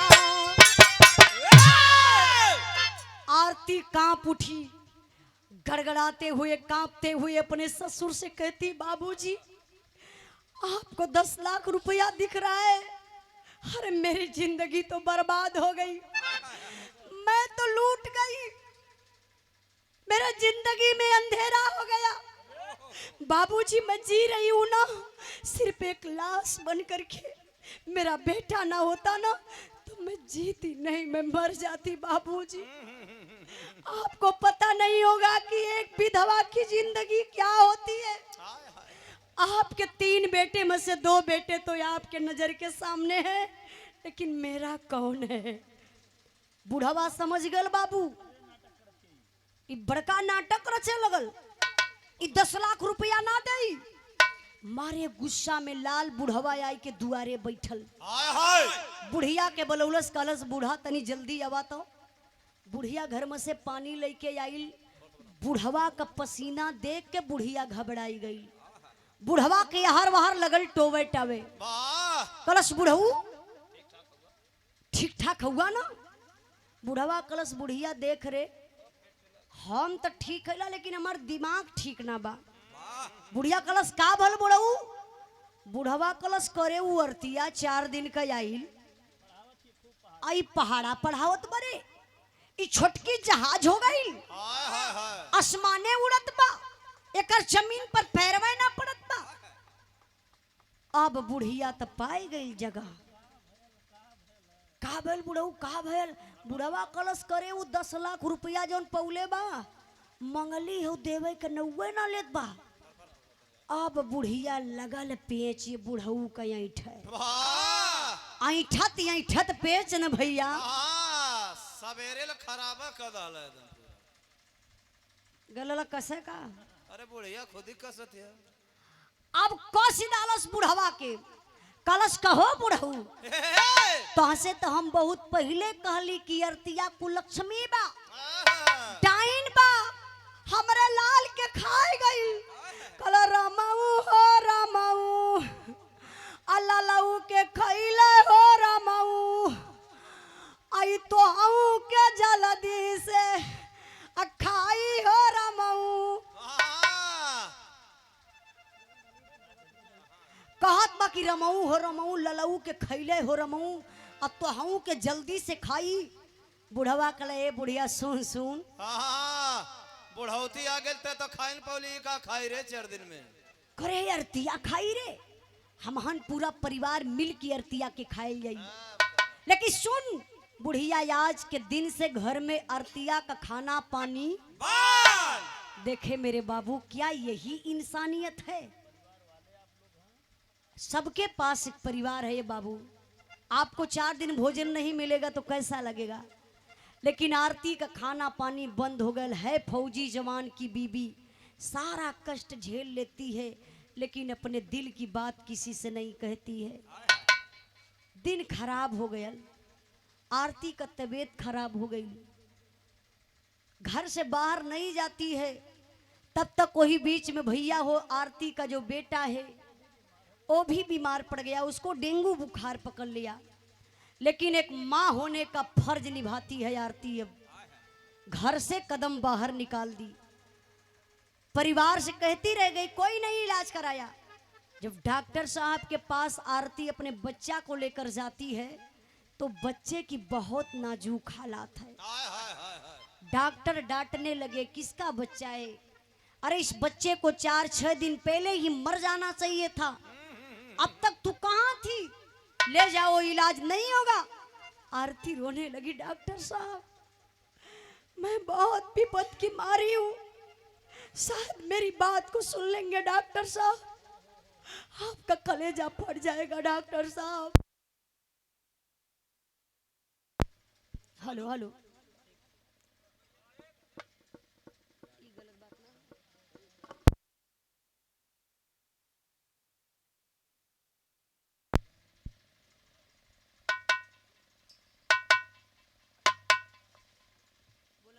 हेलो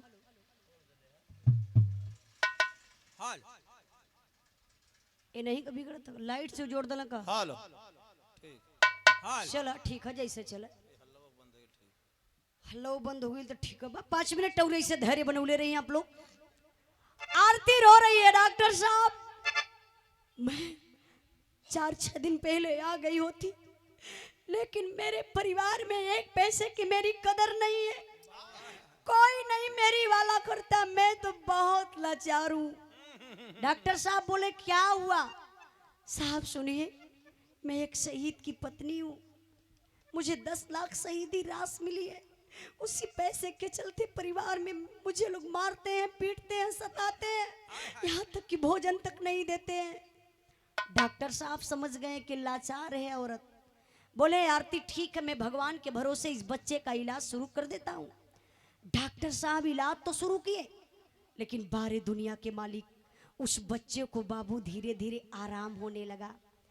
जब आराम हो गया बच्चे को, तब डॉक्टर साहब बोले कि काम करो, 30,000 रुपए की जरूरत है, जो दवा का खर्च है उसको दे दो और अपने बच्चे को लेकर हॉस्पिटल से घर ही चले जाओ, और जो और खर्च है उसको मैं सह लूंगा। आरती 30,000 कहाँ पाएगी मेरे बाबू, लेकिन जाती है वो बैंक, जो पहले का पैसा था कुछ पैसा निकाल लेती है, जो पैसा कम हुआ आप लोग जैसे आम इंसानों से 30,000 बना लेती है। जब ले करके चलती है तो गजब हो गया, जो आरती का ससुर संपत है ना, वो पापी निर्दयी कितना बड़ा पापी बन गया कि हम बता नहीं सकते। 1 लाख रुपया में 4 गो बदमाश खोजलस आरती के मारे बदे और आरती के बेटा के। सारा लोकेशन मुट्ठी में रख लिया है, चारों बदमाश जाए के नहरी के पुलिया पर जोहत हुए। आरती पैसा लेकर जाएगी हॉस्पिटल, बच्चे को लेकर के आएगी जरूर। चारों इंतजार करत करत थक गईलन। संजोग देखा आरती उसी रास्ते से जा रही थी, तमाम लोग आते जाते, लेकिन जब आरती जा रही थी तो पहचान गया। एक बदमाश बोला, भाई मुझे 100% विश्वास है, ये लगता है कि आरती है। तब ने सवाल कर देता, एक्सक्यूज मी मैडम, क्या आप आरती हैं? आरती बोली हाँ हाँ मैं आरती हूँ। आपका पति संजय शहीद? हाँ हाँ भैया। आप कौन है? हाँ। कहला कि इतने बतिया तो जहर हो गई कि आप कौन है। तब ले उ पपियवा छौंक के आरती का मुहवा पकड़ लस, हाथवा इसे पीछे कई के हो बाबू ये बलवा पकड़लस। नहरी के पुलिया से रोड कटर रहल, दोनों तरफ अरहर का खेत रहल, वही खेतवा में ले जाए के पपियवा सो पटक दहलन। अब मारत हुआ लातन मुक्कल, लेकिन प्राण ब निकलत ना बा। आरती रोवत पड़ी। कैसे रोवत थी मास्टर साहब?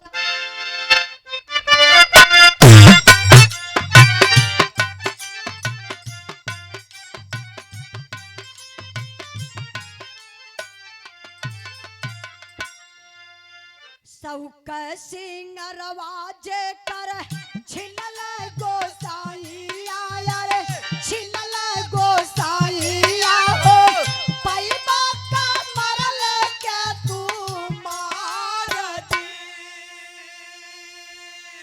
डेंगू भायल बा हमरे हालर सुगानावा के, हालर सुगानावा के,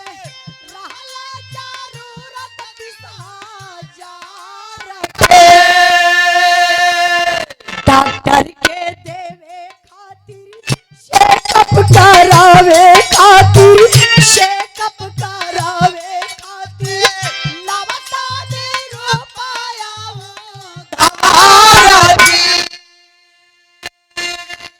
सेनुराता उजड़ल भैया कोखिया उजारा जाने कोखिया उजारा जाने अखरा रुपया परिवार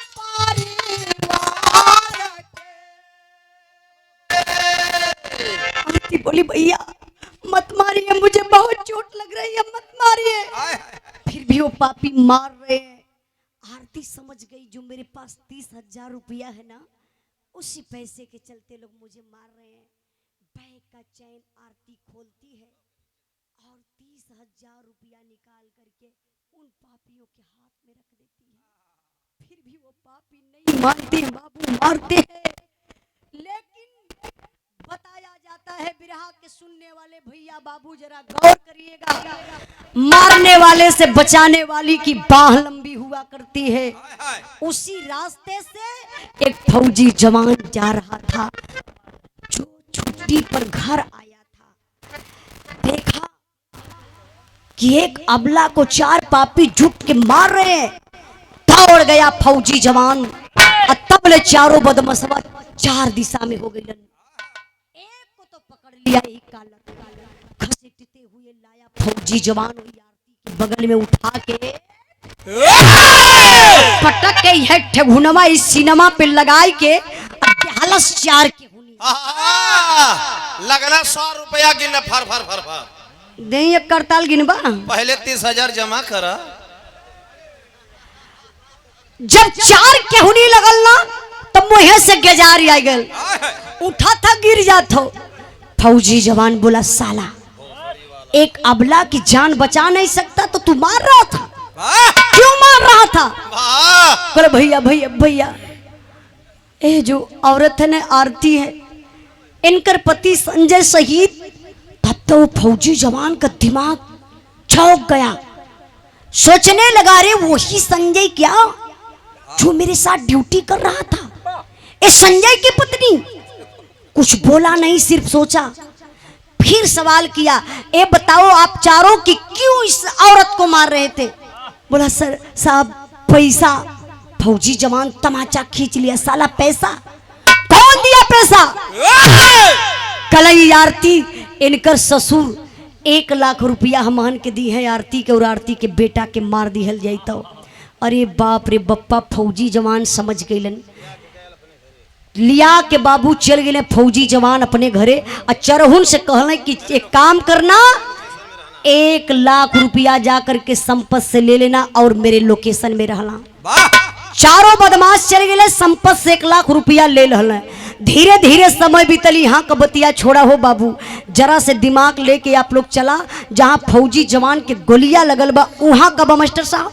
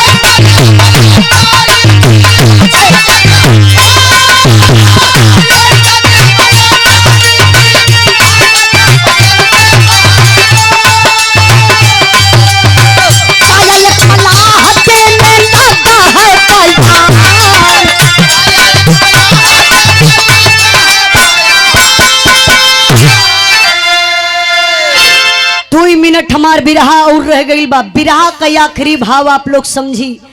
फौजी जवान ड्यूटी पर तैनात है, तब तक बाबू एक मल्लाह जाता है, सारी बतिये के बता दहलस। साहब कुछ दिन पहले की बात है, मैं मछली मार रहा था नदी में, देखा फौजी जवान की लाश। जब मैं बाहर निकाला तो देखा एक जवान को गोली लगी थी, लेकिन हल्की हल्की सांसें चल रही थी। मैंने ले जा करके हॉस्पिटल में भर्ती कर दिया। उस फौजी जवान को आराम हो गया है, अपने परिवार से मिलना चाहता है। मेरे पास पैसा नहीं है कि मैं उसके परिवार से मिलवा दूं। टीवी पर दिखा रहा है जो संजय शहीद हुआ था, जीवित मिला, हॉस्पिटल में मिला। पूरा हिंदुस्तान टीविया देखत रहा ले बाबू। वह टीविया संपतवो सरवा देखत रहा। आज जब वो संपत देखलन तब प्लान कैलन, बड़ा खुश भइलन। आरतिया मर गई, पहली खुशी। दूसर की खुशी बेटवा जियत मिलल कल आई। चौथी खुशी फिर रुपया कमाई बेटवा। लेकिन ए बाबू जब कल भयल सैनिक सम्मान के साथ संजय घरवा आइलन, तो जैसे आप लोग बैठल हुआ बिरहा सुन बदे ना, ऐसे पूरे क्षेत्र का लोग जुट गल बा संजय के देखे बदे। तब फिर मीडिया वाले पहुंचलन। संजय से सवाल मीडिया वाले करथुन कि आपको क्या फील हो रहा है? आपका जीवन दान मिला, परिवार मिला, समाज मिला, कुछ तो बताइए। संजय हरियन वहरियन ऐसा ताकत हुए हो बाबू। का तो भाग सारे पहले में हरारू खोजे दकुल है। हाँ ई रहला वही जा। तब ना भैया हो ओई भिड़िया में से ना एक ठे आवाज आई गई जो करजवा के चीर लहलस। कौन आवाज आई मास्टर?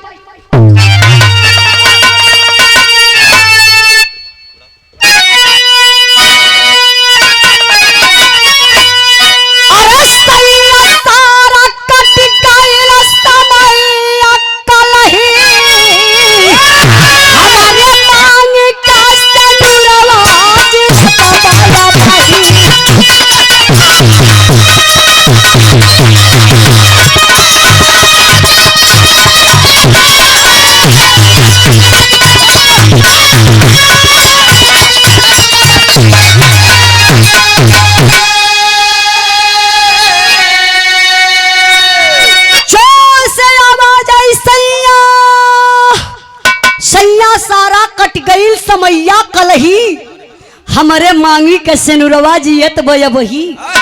पूरी भिड़िए पीछे मुड़ के ताके लगल। अरे कौन औरत है जो संजय को पति बना रही है?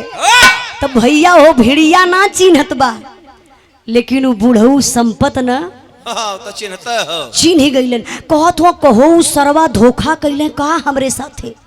1 लाख रुपयो लगैलन। जियत पहुंचाऊ गइल। अरे डिब्बा का पानी उठौले बुढ़ऊ संपत न बाबू। सिवान के दाव सिवान। तब ले आरती आई के न अपने ससुर के पैरवा पर सॉरी अपने पति के पैरवा पर गिरली। तब ले संजय कितना बड़ा निर्दयी बन गया मेरे बाबू। खींच कर तमाचा आरती के मलपटवे पर चलौलन। आरती धड़ाम से गिर गई। उठली कहली पति देव आप मुझे नहीं पहचान रहे, मैं कौन हूँ? अरे मैं आपकी पगली आरती, जो 3 दिन का बेटा छोड़कर गए थे वही आपका बेटा है। फौजी जवान बोला आरती मैं तुझे पहचान रहा हूँ, लेकिन तुझसे एक मेरा सवाल है। मैं शहीद हुआ था ना, मेरा परिवार तो नहीं ना शहीद हुआ था। मैं देश की रक्षा कर सकता हूँ, तो मेरे परिवार की रक्षा नहीं कर पाई क्या? 10 लाख रुपया पाई, शहीदी रास मिला, किसी पराये पुरुष के साथ में चली गई। तब तक बाबू एक दूसरा इंसान उसी पब्लिक में से उठकर खड़ा हो जाता है, जोर से डांट दिया संजय तुझे झंडे तिरंगे की कसम, तुझे तेरी वर्दी की कसम, अगर यारती को एक तमाचा छुया तो मुझे पहचान रहे मैं कौन हूं? उठकर संजय खड़े हो गया, जाकर के गले मिल गया। अच्छा वो दूसरा इंसान कौन था? देवानंद फौजी जो आरती को बचाया था। बोला भाई तुम मेरी बहन को बता रहा है किसी पराये पुरुष के साथ में, आरती को मैं ले गया था।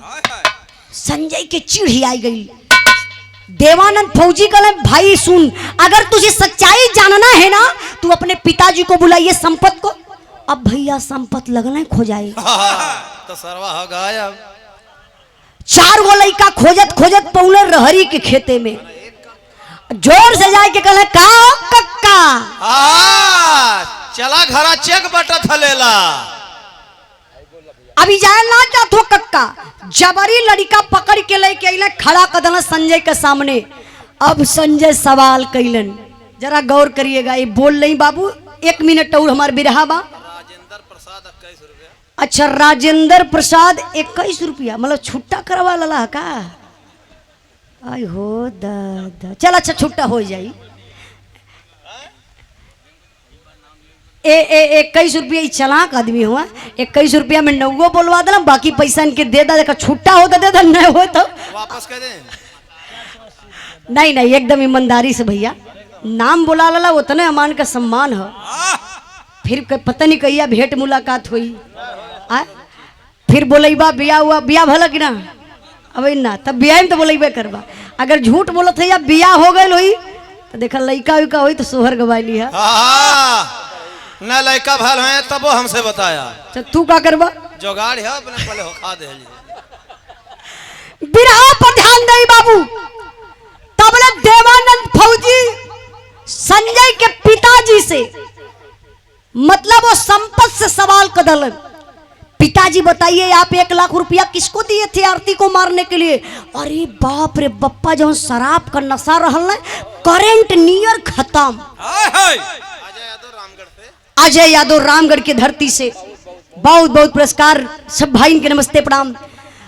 अब देखा संपत का कौत हुआ है लाल, तू हुआ के हमार बेटा मिलल, पतोह मिलल, पोता मिलल, परिवार में हम खुश है। अब जा देवानंद फौजी चारों बदमनसवन के बाबू बुलाए हलस, लोकेशन में रहल, अब बुलाए हलस। अब बुलौले के बाद जब भेदवा खुल गयल कि 1 लाख रुपया पिताजी देहले रहलन चारों बदमाशन के हमरे औरत के, हमरे बेटा के मारे बदे। अरे बाप रे बाप, संजय के आंख से आंसू चलत था, बंदे ना होत हो। देखा एक बाप का बेटवा रोवत हुआ, कहले पिताजी आप पैसे के चलते मेरी दुनिया उजाड़ना चाहते थे, सब कुछ पिताजी ले लीजिए, 1 इंच आपका मुझे नहीं चाहिए। अगर पिताजी ना, वादा करता हूं जब तक जीवित रहूंगा सर्विस का आधा पैसा भिजवाता रहूंगा, क्योंकि आप मेरे पिता हैं। और सुन लीजिए पिताजी, मैं शहीद हो जाऊंगा ना, जो शहीदी रास मिलेगी उसको ले लेना, लेकिन आज के दिन से समझ लेना आपका संजय शहीद था और शहीद है। बुढ़िया माई से कहले, माई तोहर आरती कौनों के साथे भागल रहलू, भगली बा, जात हैला दोबारा मुंह दिखावे ना आई। फौजी जवान अपने बीवी बच्चों का हाथ पकड़ा और चल देता है बाबू। तबले गजब हो गए, आरती पिछवा मुड़ के तकली, हथवा जोड़ के अपने पति के पैरवा पर गिर गई। का कहती जरा गौर करेंगे बाबू। हवा करजदार अम्मा बाबू के एहसान के, हमके छोड़ा सहिया हम तो जबर आईमान के।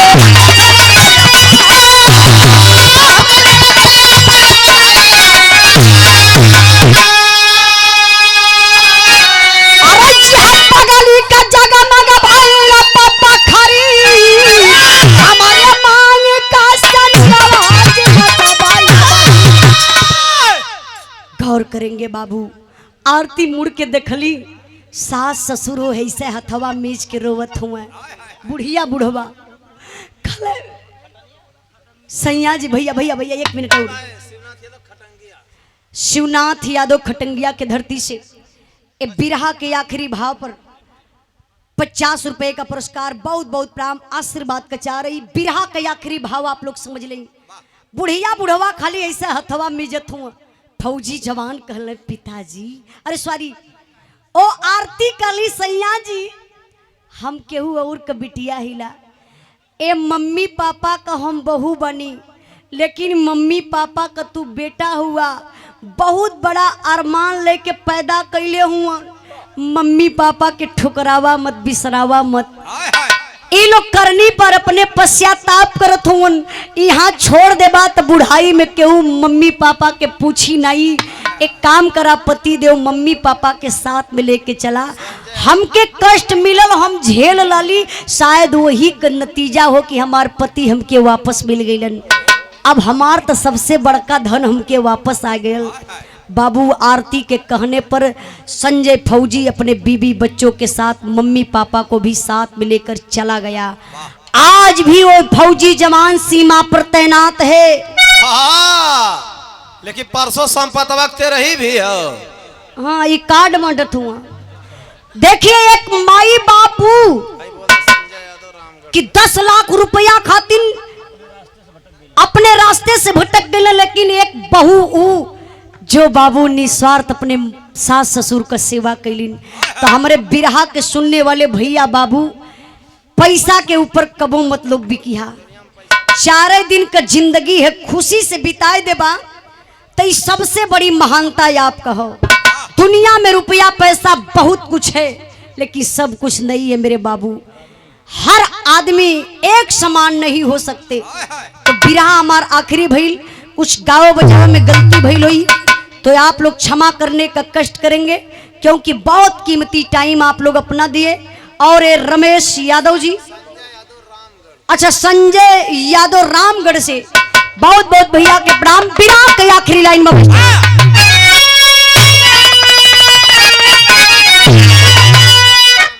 विजय शंकर यादव रामगढ़ के धरती से 21 रुपए का पुरस्कार, बहुत बहुत प्रणाम। आवा अरे रुपया तो हत्या लौका बाबूजी उजाला